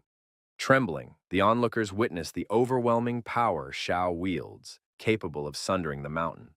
Addressing the crowd, Xiao demands accountability from all who partook in the Lin family massacre, ordering them to sever their own limbs and depart. Failure to comply will result in Xiao taking matters into his own hands. The threat looms over the entire Yuan sect: death. Members come to the realization that they are powerless against such a formidable adversary. Some break down in tears, pleading for mercy, stating their innocence. In a desperate bid for safety, one member sacrifices his own limb, offering to pay the price. Others follow suit, maiming themselves in a desperate attempt to protect their families. Xiao ceases his onslaught and allows the members to depart. As they leave, he reflects on the inevitability of suffering in the face of death. He observes that none of them showed mercy when they perpetrated massacres against others' families. She jubilantly announces her successful conquest of the sword embryo, christening it Lacquer. Delighted, she explains how this accomplishment has eased her cultivation and enhanced her understanding of sword energy. Xiao commends her achievements, speculating that her newfound proficiency may be attributed to awakening the innate body sword. Surveying the aftermath of the battle, Zi inquires about the destruction. Xiao confirms the demise of the Luo Yun sect leader and suggests that they seize control of the Luo Yuan sect. Zi is taken aback, questioning Xiao's loyalty to the Hongmeng sect. Xiao gestures for discretion, revealing his intention to orchestrate their plans clandestinely. He explains his strategy of maintaining control from the shadows while delegating tasks to the Su family. With urgency, Xiao instructs Ji to depart, indicating the need to address matters swiftly. Upon returning to Luoyang City, Xiao aided the Su family in seizing control. Despite dissatisfaction from the Wang family, their loss left them powerless to object, mourning the death of Mr. Cheng. Leveraging the resources of the Luo Yuan sect, the Su family established dominion over Luo Yuan City. Implementing a system akin to horse-drawn urban buses, they charged a fee of $2 per ride, catalyzing the city's economic growth. During their downtime, Xiao bestowed additional initiations upon Ji and Mon, both of whom had ascended to the foundation creation level. Hein exhibited remarkable energy manipulation skills, advancing to the second level of foundation creation. Mohan diligently absorbed Xiao's teachings, demonstrating adept control over her energy, currently at the first level of foundation creation. Following these endeavors, Xiao allowed himself some well-deserved rest. While Mohan reviewed pharmacy reports, Z provided company, noting the popularity of the Golden Core elixir among cultivators, with daily sales projections reaching 10,000 bottles. Mohan gleefully calculated the potential earnings, anticipating a daily revenue of 1 million low-grade spirit stones from the Golden Core elixir alone, in addition to the benefits from related projects. Content, Xiao reclined as Jin offered a shoulder massage, relishing their newfound wealth and success. A voice called out Yao's name. A figure clad in black approached swiftly. Recognizing the newcomer, Xiao greeted him warmly, inquiring about the sect master's well-being and inviting him to enjoy some fruit. Declining the offer, the visitor mentioned a message from the sect master. Ye cleared his throat, preparing to deliver the message. Xiao erupts, asserting that the master has discovered Elder Yao's recent obliteration of the Loi Yang sect. Is he contemplating switching allegiances? Xiao's indignation is palpable. He even spits out his drink. After composing himself, Xiao acknowledges the master's keen awareness. However, he requests that you convey to the master that Qiao remains steadfastly loyal to the Hong Kong sect, with allegiance as clear as day and night. The Luo Yun sect merely serves as a means to supplement income. Appreciative of the information, Xiao assures he will deliver the message. But there's one more matter: the upcoming sect competition in 3 days. Stressing the importance of her loyalty and continued presence in the sect, Xiao urges timely return.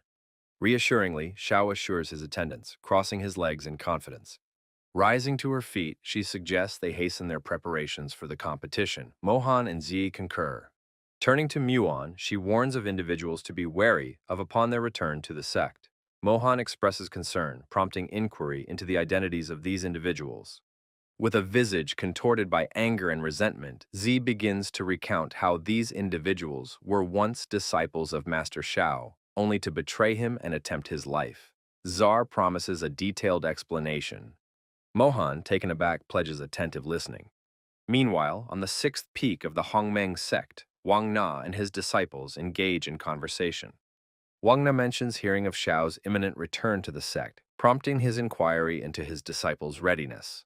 One disciple remarks on the exercises imparted by Mr. Wang, noting their resemblance to a demonic cultivation method when combined with the cultivation of spiritual beasts' essence and blood. In response, Wang Na unleashes a sudden burst of energy, attacking his disciple. The disciple is forcefully thrown aside by the impact. He berates him as an ungrateful youth, ignorant of the sacred techniques of the Hongmeng sect, yet audacious enough to question his master's teachings. Rising to his feet, the man humbly kneels, expressing his apology. However, deep down, he harbors reluctance towards practicing something as sinister as this. Turning to his other disciple, named Chuan, Wang Na inquires. Chuan affirms his meticulous adherence to Wang Na's instructions, resulting in advancement to the third level. Now, with refined cultivation, he has reached the fifth level of foundation creation. Wang Ne beams with satisfaction, acknowledging Chuan's outstanding progress. With such cultivation, Chuan is poised to lead the younger generation of the Hongmeng sect. Wang Na's smile remains unwavering as he emphasizes the paramount importance of the great sect competition. The coveted prize, the violet key, holds supreme value, a legendary treasure left behind by an immortal of the Hongming sect. Legend has it that the violet aura embodies the immortal's legacy, preserved as a great treasure. Every 5 years, the sect hosts a grand competition, with each round's winner earning a portion of the coveted violet key. Wang Na exudes a powerful aura, stressing to his disciples the imperative of winning every round to accumulate the violet key. Failure is not an option, as losing would mean forfeiting the opportunity to claim the ultimate prize. With a forceful slam, Wang Na's hand strikes the table, causing it to crack and sending a jolt of fear through his disciples.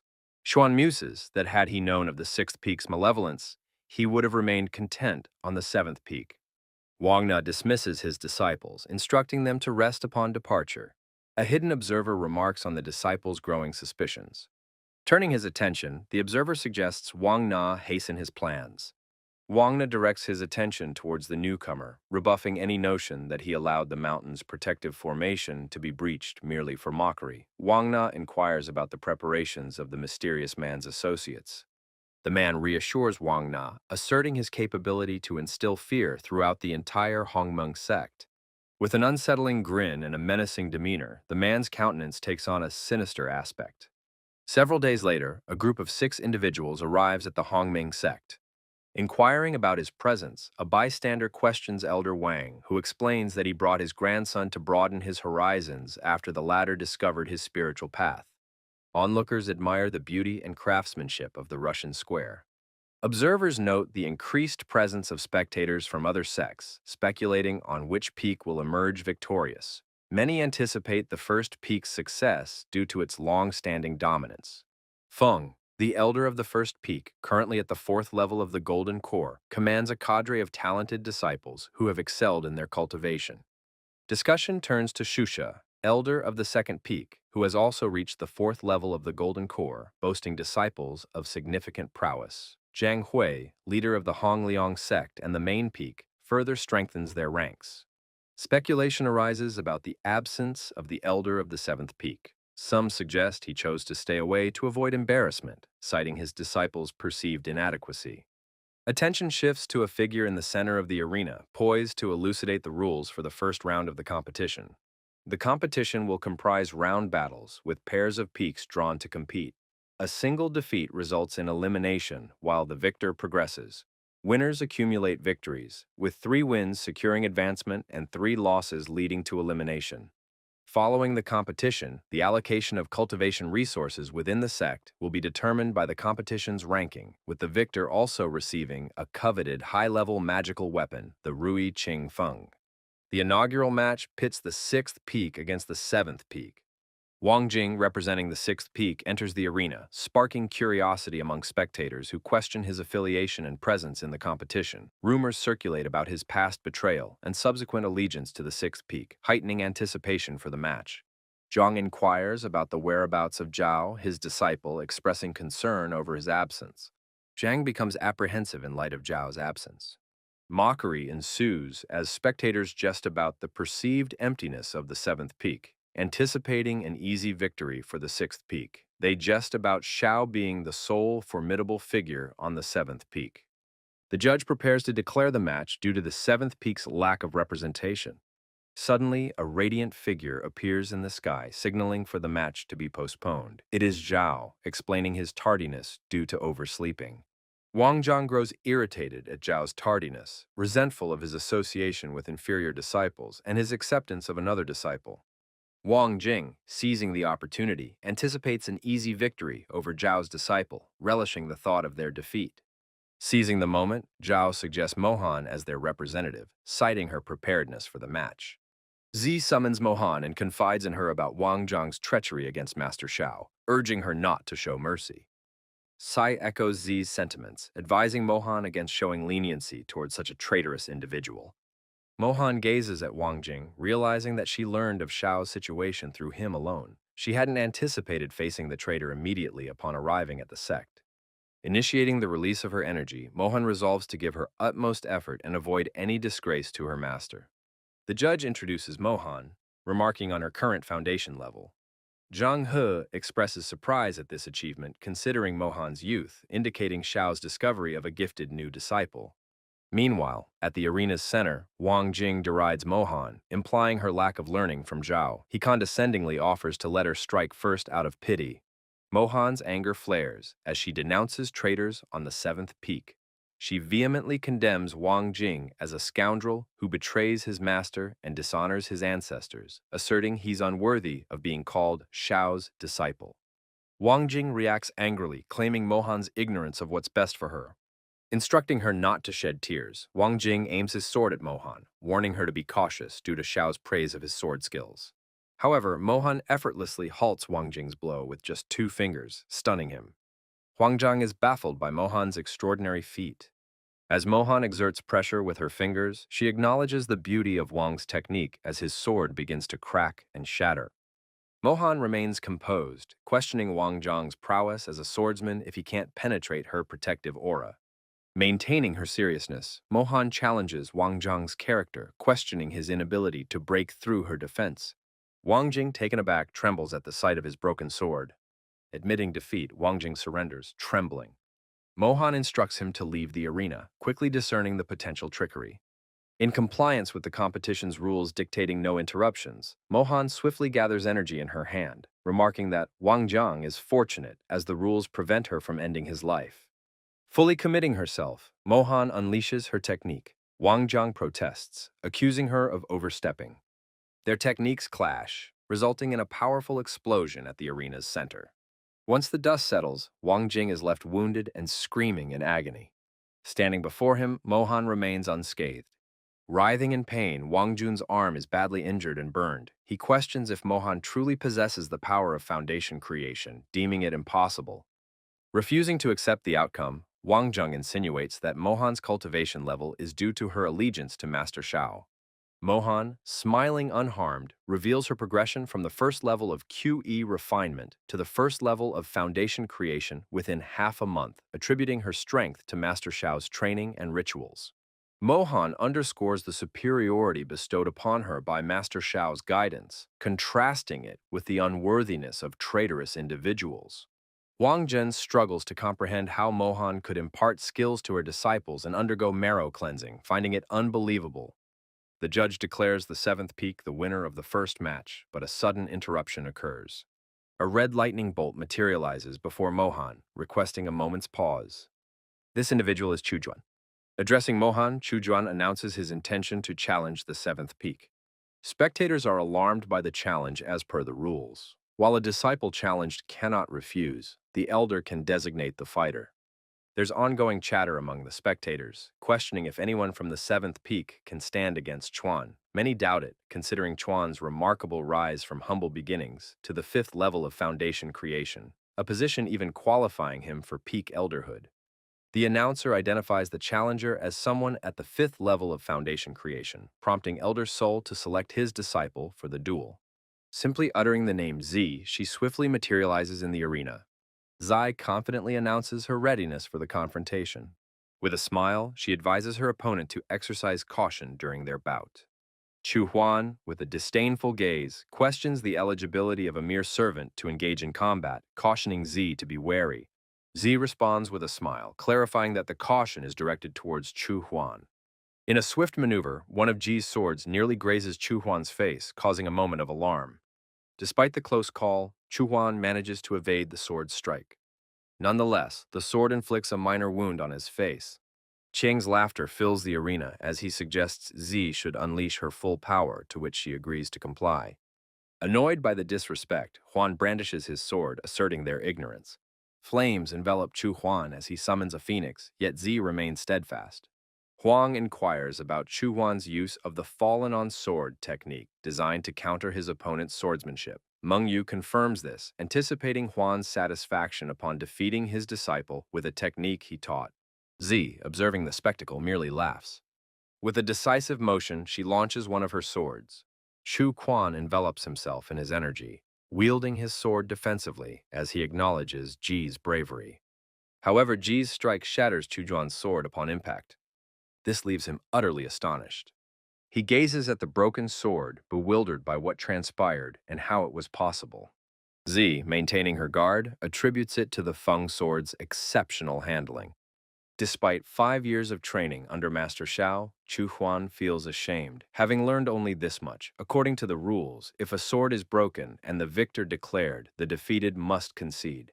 Yet, unable to tolerate Chu Huan's superiority complex, Z retrieves a new sword and challenges him again. Annoyed, Chu Huan reluctantly accepts the new sword, deeming the situation ridiculous. Infused with frustration, he charges at Ji, his energy now crimson. Chu Juan channels his energy into the sword, launching an attack while rebuking Ji's arrogance. Ji effortlessly dodges his strike.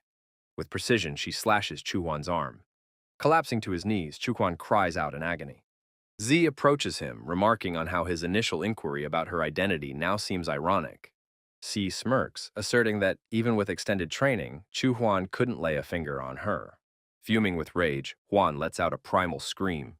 Z proceeds to scatter numerous swords onto the ground, encouraging Chu Huan to make attempts at will, each one destined to end in humiliation. This renders Chu Huan speechless. Zai fixes her gaze on him once more, challenging him to demonstrate his disloyalty by simply touching her. She asserts that she would concede defeat if he could accomplish even that. The audience is taken aback by this revelation, as all the swords Z tosses are of a magical caliber. They find it incredulous that a disciple possesses such high-quality weaponry when their master only possesses a handful of earth-level magic weapons. Zhang, perceiving Xiao's newfound wealth, marvels at his apparent prosperity. Amidst the crowd, Xiao, with legs crossed, remarks on the banality of wealthy life, finding it overly simplistic. Chu Juan bursts into fits of laughter, his hand pressed against his face. Perplexed, he fails to grasp the source of his amusement. A peculiar energy begins to emanate from Chu Huan's body as he reflects on the initiation and skill transmission from Master Xiao. Initially skeptical, he now acknowledges its authenticity, along with the bestowal of the magic weapons. Onlookers are astonished by the unfolding events. Xiao begins to analyze the situation, realizing the redirection of spiritual power towards Chu Huan. With a transformed demeanor, he acknowledges Xiao's ability to elevate a seemingly worthless individual like Huan into a prodigy, demonstrating a willingness to invest substantial resources. With a manic expression, Huan seizes the sword, questioning whether Ji believes he is only proficient in the techniques taught by Xiao. The energy surrounding Chu Juan materializes into the form of a dragon as he charges forward with full intensity, yet Z evades his attack once more. Undeterred, he launches another assault swiftly, attributing the technique to Elder Wang's teachings of the lowest celestial level. Chu Chuan continues to underestimate Ji, citing her lack of experience with swords above the earthly level under her previous masters, Jiao. Chu Juan's attack nearly connects with Ji, who simply smiles in response. Drawing forth her true sword, she asserts her command of celestial-level techniques, wielding a weapon of the same caliber with unparalleled skill. With a single strike, she once again disarms Chu Juan, leaving him impressed. However, C clarifies that she refrained from using her own sword against him, opting instead to let him experience the potency of her blade due to his arrogance. Z sighs, remarking that Chu Quan's mention of celestial sword techniques highlights his incompetence in their execution. Additionally, she asserts that blaming the sword's quality is unwarranted, as some individuals are simply inept. Shu's victory over Chu Huan was not solely due to superior sword handling, but also superior skill and mindset. Shu Guan trembles in fear, overwhelmed by the realization that he has been defeated once again, this time by someone he considers inferior. Approaching him, Z offers Chu Huan a chance to admit defeat and depart with dignity, warning of the consequences should he persist in his delusion. She underscores her duty to purge the Hongmeng sect of all corruption. Despite his laughter tinged with madness, Chu Huan acknowledges his loss, attributing it to Xiao's decision to entrust a celestial sword to a subordinate. Succumbing to his inner turmoil, Chu Huan screams in disbelief at his defeat by what he perceives as an inferior opponent. Zhang observes the unfolding chaos, drawing parallels to the descent into madness depicted in ancient tales of demonic transformation. Recognizing Chu Juan's deteriorating mental state, Zhang He calls for an immediate cessation of the competition. The judge signals the suspension of the match, directing disciples from both sides to vacate the arena. Turning to depart, Xi remarks that Chu Huan has been fortunate this time. However, Chu Chuan, consumed by madness, asserts his determination not to allow Ji to escape. Tension mounts as the situation becomes increasingly volatile. Xi whirls around with a lethal glare, expressing satisfaction with the unfolding events. Huan hurls his swords at Ji, who calmly prepares herself to demonstrate not only her prowess in combat and swordsmanship, but also mastery over various sword techniques, including the true sword art. The swords from Chu Huan keep raining down at a rapid pace. In a blink of an eye, Ji effortlessly destroys all of Chu Huan's swords and redirects the attack against him, attributing her skill to the teachings of her master, Xiao. She asserts that achieving such power is beyond someone as inept as Chu Huan. Completely defenseless, Chu Huan screams as Ji's counterattack swiftly approaches. Zhang He, alarmed by Ji's prowess, rises from his seat and implores them to cease their confrontation. Meanwhile, Xiao, maintaining his composure, advises against overreacting. Ji smiles reassuringly, assuring Xiao that she knows what she's doing. The swords pass through Chu Huan's body without hindrance. Leaving visible marks on his face and severing his hair, Chu Huan grimaces in disbelief. Clutching his wounds, Chu Huan questions if he's truly still alive. Laughter erupts from the audience, further adding to Chu Huan's humiliation. Turning towards the laughter, Chu Huan demands to know the source of their amusement and if it's directed at him. Approaching Chu Huan with a smile, Xi presents a mirror, teasing that she would be disappointed if he didn't admire her handiwork before departing. Placing the mirror before him, Xi urges Chu Huan to behold his reflection. Chu Huan is horrified by his disfigured state. Han explains that her swords contained her spiritual power, indicating that until Chu Huan can truly defeat her, his hair and facial wounds will remain unchanged. She advises him to pray for a chance at victory in this lifetime and warns him to carry the memory of this defeat with him every time he wields a sword. With that, she departs, leaving Chu Huan to contemplate his fate. She admonishes Chukan not to delude himself, reminding him of his insignificance. He collapses to the ground, kneeling, lost in contemplation of recent events. Bowing before Ji, he concedes defeat. The audience resumes their commentary, marveling at the formidable power of the seventh peak. One spectator notes Ji's frightening prowess, particularly when angered. Ji smiles, acknowledging the expected outcome of her disciple's victory and expressing gratitude for the teachings she received. Zhang He addresses his disciple Chen, prompting him to recall a past incident. Chen recounts being expelled from the sect personally by Zhang He many years ago due to his affiliation with the defected brother of the elder of the sixth peak. Zhang He suspects collusion between the sixth peak and the defector. Expressing concern, Zhang Hu instructs Chen to investigate the matter thoroughly. The judge intervenes once more. An announcement is made regarding the next match, the seventh peak against the main peak. Zhang He is visibly apprehensive about this matchup. Chen seeks guidance from his master on how to proceed. Zhang He advises Chen to confront Ji at her current level of strength, recognizing her superiority and viewing it as a valuable learning opportunity. Chen accepts this challenge. They step onto the arena as the judge signals the start of the match. She regards Chen with a hand on her waist, remarking on the unexpectedness of their encounter. Chen readies his sword, asserting that regardless of Zi's strength, she must now face him with all her might. With a sinister grin, Zi covers her mouth and questions Chen's resolve. Bursting into laughter, she once again unveils her arsenal. Throwing numerous magical weapons into the arena, she expresses gratitude to Chen for his hospitality, promising to reciprocate.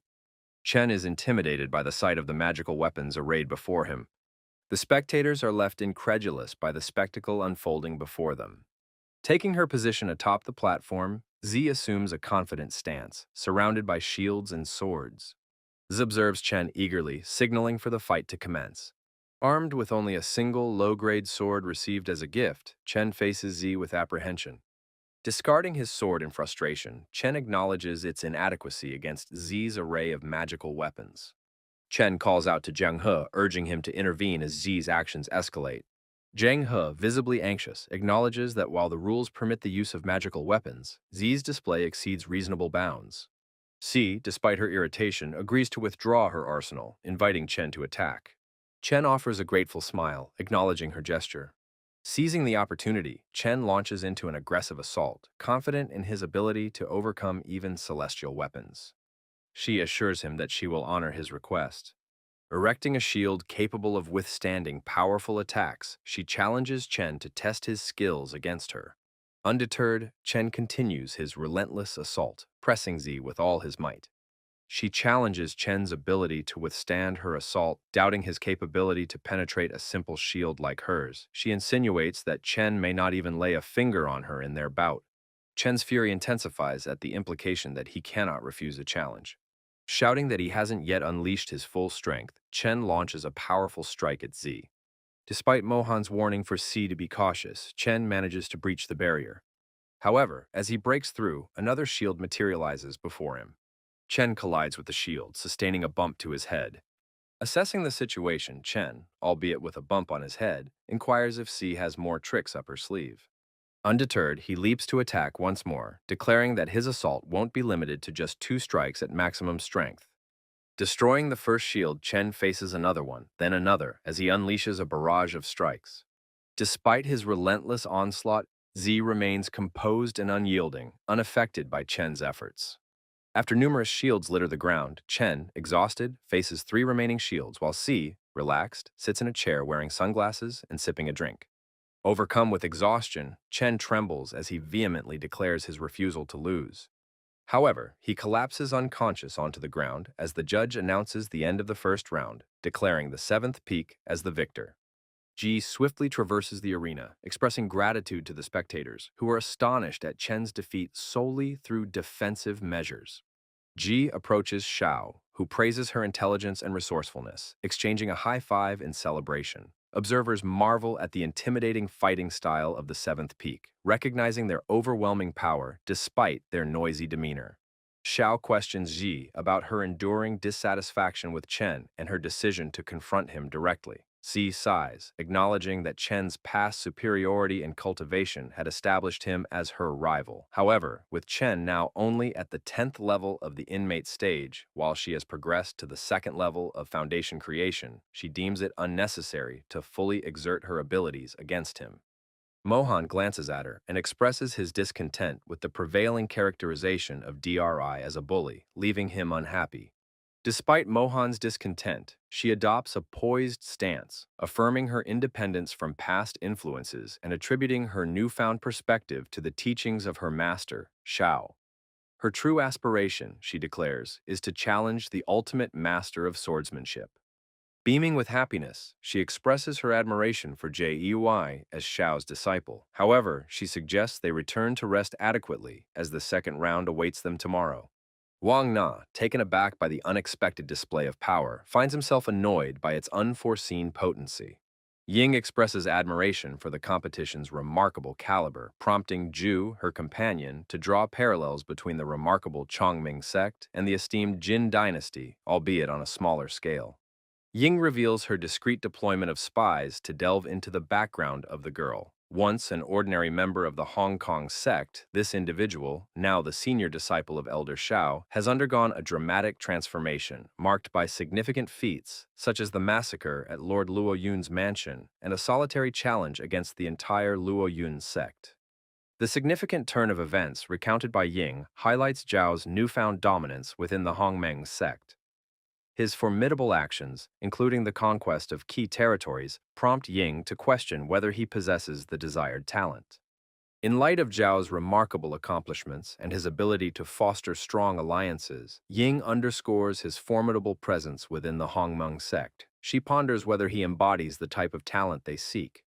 Wade Yu queries Ying about her intentions regarding the recruitment of Xiao. Ying affirms positively in response.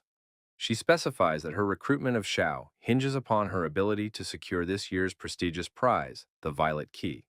Amidst their conversation, a voice from the vicinity of the seventh peak exclaims, "Violet Key." The individual in question is Mohan, who inquires about the significance of the Hongmeng Violet Key. Xiao elucidates that it's an exclusive offering of the Hongmeng sect, bestowed annually based on the standings in the grand competition. It's believed that those who devoutly practice with the Hongmeng Violet Key are bestowed with favorable fortune. Xiao explains that winning this year's competition would grant them the coveted first-class Violet Key, heralding an extraordinary transformation for the entire peak. Mohan expresses astonishment at the revelation, considering the relatively modest reputation of the Hongmeng sect juxtaposed with the existence of such a remarkable treasure. Xiao concurs with Mohan's sentiments, recalling his own surprise upon first learning about it. Nevertheless, he eagerly anticipates testing the efficacy of the Hongmeng Violet Key. Continuing their journey through the seventh peak, they press on. Xiao remarks on the superior aura permeating the air, facilitating greater productivity with less effort. Mohan approaches a golden tree, recognizing it as a vital ingredient for refining the infinite golden elixir, the infinite seed. Puzzled by their abundance, she queries their presence.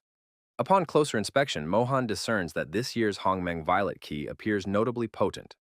Further along their path, Mohan notices several molten fire lotuses, suggesting their potential use in forging spiritual swords akin to those of their master, Chao. Upon hearing Mohan's observation, Xiao turns with a smile, suggesting they give it a try. After a lengthy journey, they finally reach their resting place. Z wonders about the automatic remodeling of the house, to which Xiao explains rumors suggesting that all structures within the Hongmeng sect were crafted. Witnessing the Li Mountains firsthand reaffirms Xiao's belief in these legends. Xiao announces to his disciples that it's time to retire for rest ahead of the next round tomorrow, a sentiment Mohan and Z agree with. Meanwhile, within the arena, the battles raged on. Zhang found himself once again locked in combat against Linking, only to suffer defeat yet again. His spirits plummeted as he grappled with this unwelcome outcome. Seizing the opportunity to belittle Zhang, Linking taunts him, recalling the day he sought to join the second peak but was rejected by his master. She insinuates that Zhang lacks genuine commitment to swordsmanship, questioning his presence among those studying under her master. She wonders aloud if Zhang shares her observation regarding the surplus of disciples on the second peak. Closing in on the kneeling Zhang, Linking scrutinizes him closely, deriding his worthlessness and lack of reputation, emphasizing that even if the second peak were teeming with disciples, none would show interest in someone as insignificant as Zhang. Zhang bows his head, visibly discomforted by Linking's cutting remarks. Undeterred, Linking continues her tirade, mentioning Elder Xiao's tailored sword techniques for his disciples. She expresses eagerness to witness them, lamenting the wasted effort of battling Zhang. She expresses a preference for facing Ji instead. Jin's fury reaches a boiling point, causing him to tremble and clench his fists in frustration, though it avails him nothing. The judge signals the end of the match, bringing an official conclusion to the encounter. With 3 consecutive defeats, the sixth peak faces disqualification. Observing this, Wang Na's anger escalates, condemning his 2 disciples as nothing more than worthless trash.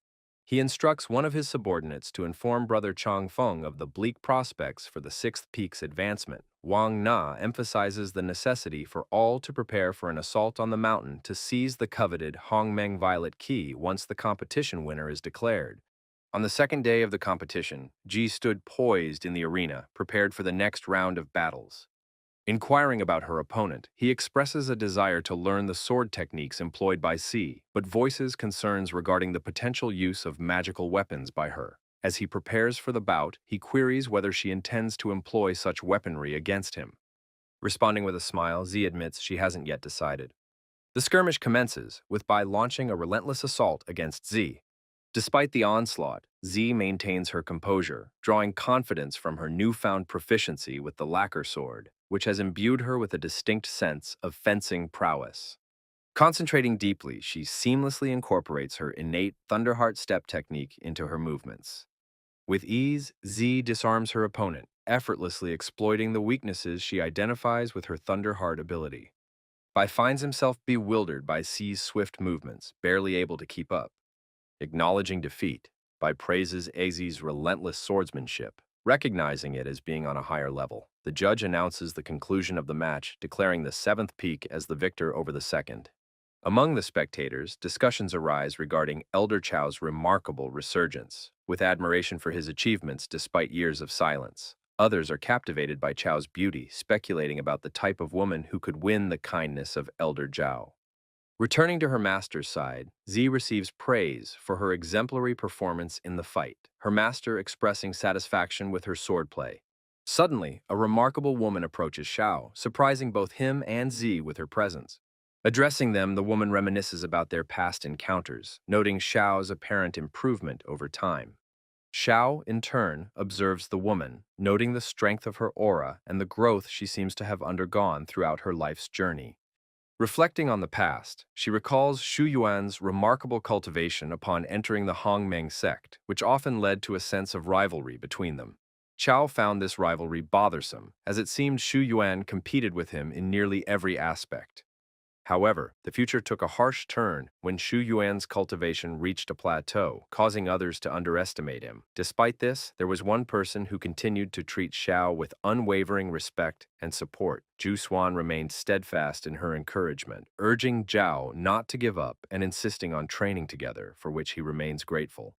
Expressing his gratitude to Zhu Xuan for her unwavering support, Xiao also shares his excitement over recently accepting two talented disciples. Curious about Zhu Xuan's plans, he inquires about her duration of stay, learning that she intends to remain for a few more days. Zhu Xuan then introduces her disciples, expressing their gratitude to SEO for rescuing them in the forest. SEO responds with a smile, questioning whether Zhu Xuan's courtesy may be excessive. Approaching Zhu Xuan, Xiao expresses gratitude for her support and acknowledges the benefits of winning the grand prize, the first-class Hongmeng Violet Key, which will significantly advance his cultivation. Zhu Xuan reciprocates the compliment, mentioning Xu Yuan's commendable performance in the tournament, securing the second-place position. Continuing their conversation, Wang Na observed from a distance. His demeanor reflected anger and dissatisfaction with the unfolding events. Surrounding him, several men stood ready for battle. Wang Na declared that it was almost time. Issuing the command to attack, chaos erupted as peaceful areas within the Hongmeng sect came under assault. Perplexed, the guards couldn't fathom how the attackers infiltrated without detection. Their leader bellowed orders for the theft of the violet key from the sect's main square. Chang Feng, elder of the Lunar and Solar Ghost sect, addressed the sect leader, his power currently at the first level of the nascent soul. Chang Feng echoed his call to action. Zhang He, an aging thief, stood with an army at his back. Surveying the scene, he condemned Zhang Feng as despicable for deserting to join the Lunar and Solar Ghost sect, only to return and stir up trouble. Cheng Feng smiled, asserting his superiority at the nascent soul level compared to Zhang, who remained at the Golden Core stage. Cheng Feng demanded Zhang kneel, beg for mercy, apologize for his actions, and surrender Jiaxuan to him. Chang Feng chuckled, suggesting he might spare the sect and depart if Zhang complied. Shang He unleashed his power, asserting that the Hongmeng sect was not a place where he could enter and leave at will. He initiated the activation of the mountain's protective formation, which he had prepared for this moment, causing the energy surrounding the sect to stir into action. Suddenly, the protective barrier began to assail the invaders, striking multiple targets simultaneously. Chongfeng recalled tales of an immortal-level figure within the Hongmeng sect and marveled at the power of the mountain's protection, witnessing its effectiveness firsthand. Despite the initial success, Changfeng noted with regret that the situation would not end there. The protective barrier began to falter, leaving Zhang He incredulous at the sight unfolding before him. Panic spread as the protective formation started to collapse, alarming the sect members. Terrified, sect members looked up, realizing the breach in the protection, and wondered about the unfolding events. Sensing the looming danger, Zhang He turned in apprehension. Upon closer inspection, Zhang He realized that demonic energy had infiltrated the first peak, the primary target of the mountain's protection, now corrupted by this malevolent force. Zhang He becomes increasingly anxious as each move by the Lunar and Solar Ghost sect appears meticulously calculated. Their adversaries seem to have thoroughly planned their actions. Taking initiative, Zhang He mounts his bird and informs his elders that he will return to the first peak to reassess the mountain's defenses, leaving the invaders for them to handle. Assuredly, Jukes 1 and 0 assure him that they will manage everything in his absence. Jukes 1 reminisces, drawing parallels to events from a decade ago. With a smile, she recalls an incident where she desired to descend the mountain to watch a play, resulting in her being pursued by her master's spiritual sword. Joshua, acknowledging his enduring prowess, affirms his skill. Demonstrating her resolve, she engages multiple adversaries, signaling her intent to forge ahead. Jukes One gazes at the invaders, asserting that their audacity to attack the Hongmeng sect signifies their willingness to face death. Channeling her energy, she prepares for combat. Swiftly striking multiple opponents simultaneously, she asserts her dominance. Xiao readies his swords, acknowledging the formidable performance of the Duke's twin swords, vowing not to lag behind. Launching his assault, he inflicts significant damage upon those in proximity, swiftly dispatching numerous foes. Buoyed by the momentum, Bai and Link eagerly express their intent to join the fray. Combining their efforts in both offense and defense, they manage to claim several kills. Mohan braces for combat, while Z remarks on the effectiveness of dual sword combat, particularly when utilizing the green and purple swords together. She eagerly anticipates facing both adversaries simultaneously when the opportunity arises. Assuring G of support, Mohan pledges to clear a path, facilitating her engagement in battle. Zoe boldly asserts her unwavering trust in Muon, willing to stake her life on it. Z launches her assault with formidable strength, effortlessly dispatching multiple adversaries with a single strike. Mohan administers one of her potions, enabling her to wield multiple magical weapons with greater proficiency. Muon focuses intently, manifesting several weapons simultaneously. Bai and Linking marvel at Muon's mastery over numerous, powerful magical implements. Linking suggests that the seventh peak might not have fully exerted its strength in the competition, yet still achieved a decisive victory over its rivals. Huang seizes the moment, launching a surprise attack on Zhou Chaohan from behind, citing favoritism from Master Zhang as justification. Xiao urgently warns Juice One to stay vigilant, recognizing her own vulnerability in the face of imminent danger. She relies on a swift maneuver to protect herself using one of her swords. Huang Na is incredulous as Xiao once again thwarts his schemes, stoking his rage. Xu Quan seizes the opportunity, exploiting Wang Na's momentary lapse in defense to launch a powerful assault. Wang Na, desperate for assistance, calls out to Chang Feng, who is engaged in combat with Xiao. Meanwhile, as Zhao unleashes a barrage of sword strikes, Chang Feng erects a magical barrier, rendering Chao's attacks futile. Realizing he's on his own, Chang Feng begins channeling immense energy, summoning forth the Soul Summoning Banner, a massive flag imbued with powerful magic. The air fills with the eerie presence of several undead creatures, materializing all around them. Chang Feng commands them to initiate the attack.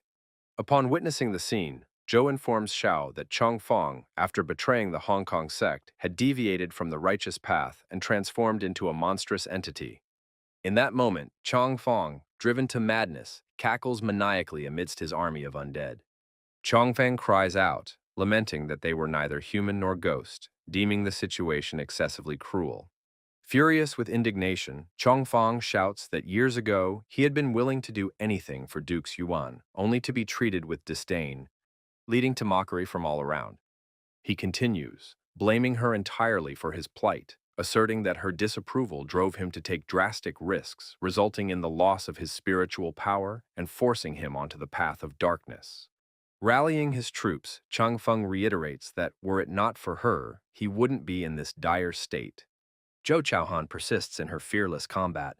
She cautions Xiao about the skeletons, noting their proximity to the peak of the Golden Core, urging caution. However, Zhao remains undeterred.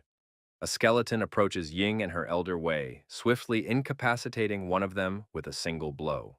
She queries whether, given the circumstances, the Hongliang sect requires assistance. He remarks on the cowardice of the elders of the Hongmeng sect, their fear evident upon seeing the soul-summoning banner. Only two youths, a male and a female, prove themselves worthy. Yet they have yet to transcend the golden core stage, making it challenging for them to confront Chang Feng. Moreover, the master in the nascent realm of the lunar and solar ghost sect poses a formidable threat. Wei grimly concludes that the Hong Kong sect is unlikely to escape this calamity. Meanwhile, amidst the enemy ranks, two individuals fought with unwavering resolve. Jiaxuan and Xiao stood shoulder to shoulder. Ying engages in battle against the monsters, pondering the potential futility of aid from the Hong Kong sect. Yet she admires Xiao and Jiaxuan's skill and determination, considering them worthy of apprenticeship under her tutelage. Wei decides to remain vigilant, ready to intervene should Xiao or Zhu face imminent danger. Xixi continues to fight tirelessly, wielding her sword to cut down multiple skeletons at once. Wei recalls rumors of a celestial-level dual-wielding technique within the Hong Kong sect, acknowledging Jiaxuan's formidable prowess with both swords. Ying smiles at the thought, even as she faces a skeletal hand emerging from the ground, grasping her leg. She realizes the hand is poisoned, rendering her immobile. Surrounded by skeletons wielding chains, she finds herself helpless. Suddenly, a colossal skeleton looms behind her, its presence palpable. As the giant skeleton moves to capture her, Ying senses impending doom. Chengfeng remarks on Xuan's progress over the years, lamenting her impending fate. The giant skeleton's size dwarfs the others, a daunting sight for Ying. Chengfeng declares that despite Xuan's improvement, her demise is inevitable. The giant skeleton advances, poised to seize its prey. Yang, recognizing Jusha One's peril, signals to Wei that it's time to intervene. But before they can act, a voice cries out, warning the monster not to lay a hand on Sichuan, before cleaving it in two with a colossal sword, obliterating it completely. Zhu Yuan, Ying, and Wei are stunned by the spectacle before them. Determined, he unleashes his true power, scoffing at the might of the nascent soul, claiming to have dispatched such entities effortlessly before. Xiao, wielding his sword, smiles as he reflects on his newfound understanding of the 10,000 transformed into one technique, now able to strengthen his sword solely through condensed runes instead of relying on spiritual energy. Chengfeng dismisses Zhao's success as mere luck, deeming him too arrogant for such a stroke of fortune. Summoning several skeletons, Chengfeng vows to teach what true strength entails. As the monsters converge on Zhao, he remains composed and unmoving. Xiao summons his swords, inquiring about the formidable opponent Chengfeng promised to reveal. Witnessing Xiao effortlessly obliterate the skeletons in one fell swoop highlights the vast power disparity between them. Chengfeng is baffled by the source of this power, feeling the pressure emanating from Xiao's movements. Bai and Linking feel the threat looming. Hein erects a barrier, urging Moon to seek shelter behind it due to the dangerous energy Xiao is wielding. Wei creates a barrier to shield himself from the pressure, incredulous at Xiao's ability to dispatch hundreds of undead at the golden core level with a single blow. Yang marvels at Xiao's unprecedented power for someone at the golden core stage, recognizing that if they can overcome him, victory in the 10,000 Dao Festival is assured. Xiao strides through the scattered remains of the skeletons, questioning aloud. Reflecting on Chengfeng's underwhelming display after causing such chaos, Xiao offers him one final opportunity. Xiao demands the release of Zhu Xuan. Cheng's displeasure grows as he realizes Xiao's proximity to Zhu Xuan, fueling his anger as he contemplates past rejections. He then ominously suggests, demonstrating the consequences of choosing the wrong allegiance. The chains constricting Zhu Xuan tighten further. Xiao implores him to cease his actions, advancing rapidly. With a swift stroke of his sword, Xiao severs all the chains, liberating Zhu Xuan. Chengfeng recoils in fear. Zhu Yuan struggles in agony, attempting to summon her swords but succumbing to exhaustion. As she collapses, she calls out. Xiao swiftly catches her, lifting her into the air. Concerned, he inquires about her well-being, their interaction fostering a warm atmosphere. Overwhelmed, she can only stare in disbelief, speechless. Blushing and embarrassed, she averts her gaze, assuring him she's fine. This time, Xiao's actions meet with approval. Blinking remarks happily, noting her master's blush. Mohan observes the scene, while Zi, heartbroken, calls out for her master. Xiao, cradling Zhu Yuan in his arms, brandishes his sword with determination, informing Chengfeng that his chance for redemption has elapsed and now death awaits. Like a bolt of lightning, Zhao swiftly moves, his sword piercing Chang's body, eliciting screams of pain. Growing increasingly weaker, Changfeng struggles to believe what is happening to him. Within moments, he collapses to the ground, devoid of strength. Zhao smiles, cradling XQC in his arms, rendering her speechless. She turns to him, calling out his name. Xiao adopts a serious expression, believing she must be impressed by his prowess this time. Yet, she surprises him by asking if he would release her. Xiao is speechless, but eventually agrees. The moment her feet touch the ground, she compliments Zhao's remarkable movements, expressing a desire to spar with him in the future. Xiao smiles, boasting of the unique ability he just unveiled, emphasizing its effectiveness against someone like Chang Feng who recently attained the nascent soul stage. He confidently asserts his ability to contend even against deities, leaving Ying to ponder the truth of his claim. Contemplating Zhao's supposed capability to combat deities, she turns to Wei, questioning the extent of her trust. With this, the last monster in front of them is defeated. Wei acknowledges that Zhao's technique resembles the 1,000-to-1 transformation of a seasoned sword cultivator, yet she admits inability to discern the intricacies of his spiritual energy and swordplay. Yang is impressed, noting even Wei's inability to fully grasp Zhao's skill. Wei confesses to being at the peak of the nascent soul stage currently, but acknowledges that facing Xiao now would likely result in defeat. Fearing his own inability to emerge victorious against Xiao, Wei expresses his concerns. Ying is utterly taken aback by Wei's admission. Imagining Zhao's remarkable talent, she marvels at the wealth of skill within their country. The invaders, witnessing Zhao's swift dispatch of their leader, begin to contemplate their next move, realizing it's too late for regrets. Xiao advances towards them with an ominous presence, questioning their audacity to flee, to presume entry into the Hongliang sect and departure unscathed. Trembling, the men collapse before Xiao, casting aside their weapons, confessing to being misled by their elders, pleading for forgiveness and mercy. Xiao, accompanied by Yuan, stands before the repentant invaders who beseech for forgiveness. Before Xiao can respond, a deafening explosion rocks the area. Shemohan, startled by the noise, realizes it emanated from the first peak. Frantically, she cries out that Master Zhang is in danger, urging action, but Xiao commands her to stay put, assuring her that help is already on its way. A figure shrouded in demonic energy swiftly approaches. Two individuals arrive on the scene. The approaching figure is revealed to be the leader of the Lunar and Solar Ghost sect, an old demon of formidable power at the 5th level of the nascent soul stage. Holding Jiang captive, he demands surrender, warning of dire consequences if resisted. Striking Zhang He, he causes him to cough up blood, before rendering him unconscious and sprawled on the ground. This fills me with complete rage. The invaders, who had previously pleaded for mercy, now rejoiced as their leader arrived to rescue them all. The demon turns towards them and inquires about Cheng Feng's whereabouts. One of their disciples informs him that Cheng Feng has been slain. Perplexed, the demon asks how they managed to kill him. The disciple affirms it, claiming he witnessed it firsthand. The demon bursts into laughter, dismissing the notion as absurd. He questions how even a seemingly feeble sect like the Hongmeng could have vanquished Cheng Feng. Wondering who the perpetrator was, the demon queries why he wasn't aware of the existence of nascent soul cultivators within the Hongmeng sect. The disciple points to Zhao, implicating him. Zhao nonchalantly brushes off the accusation. Scowling at Zhao, the demon belittles him as a mere insect at the 7th level of the Golden Core, daring to be so audacious in the face of life and death. He declares that if Zhao truly killed Cheng Feng, he would be groveling at Zhao's feet, begging for mercy. She smirks and invites Zhao to kneel before her. The demon then inquires about the methods used to execute such a deed. In a flash, Zhao attacks the demon, striking him. The force of the blow sends the demon flying several meters backward.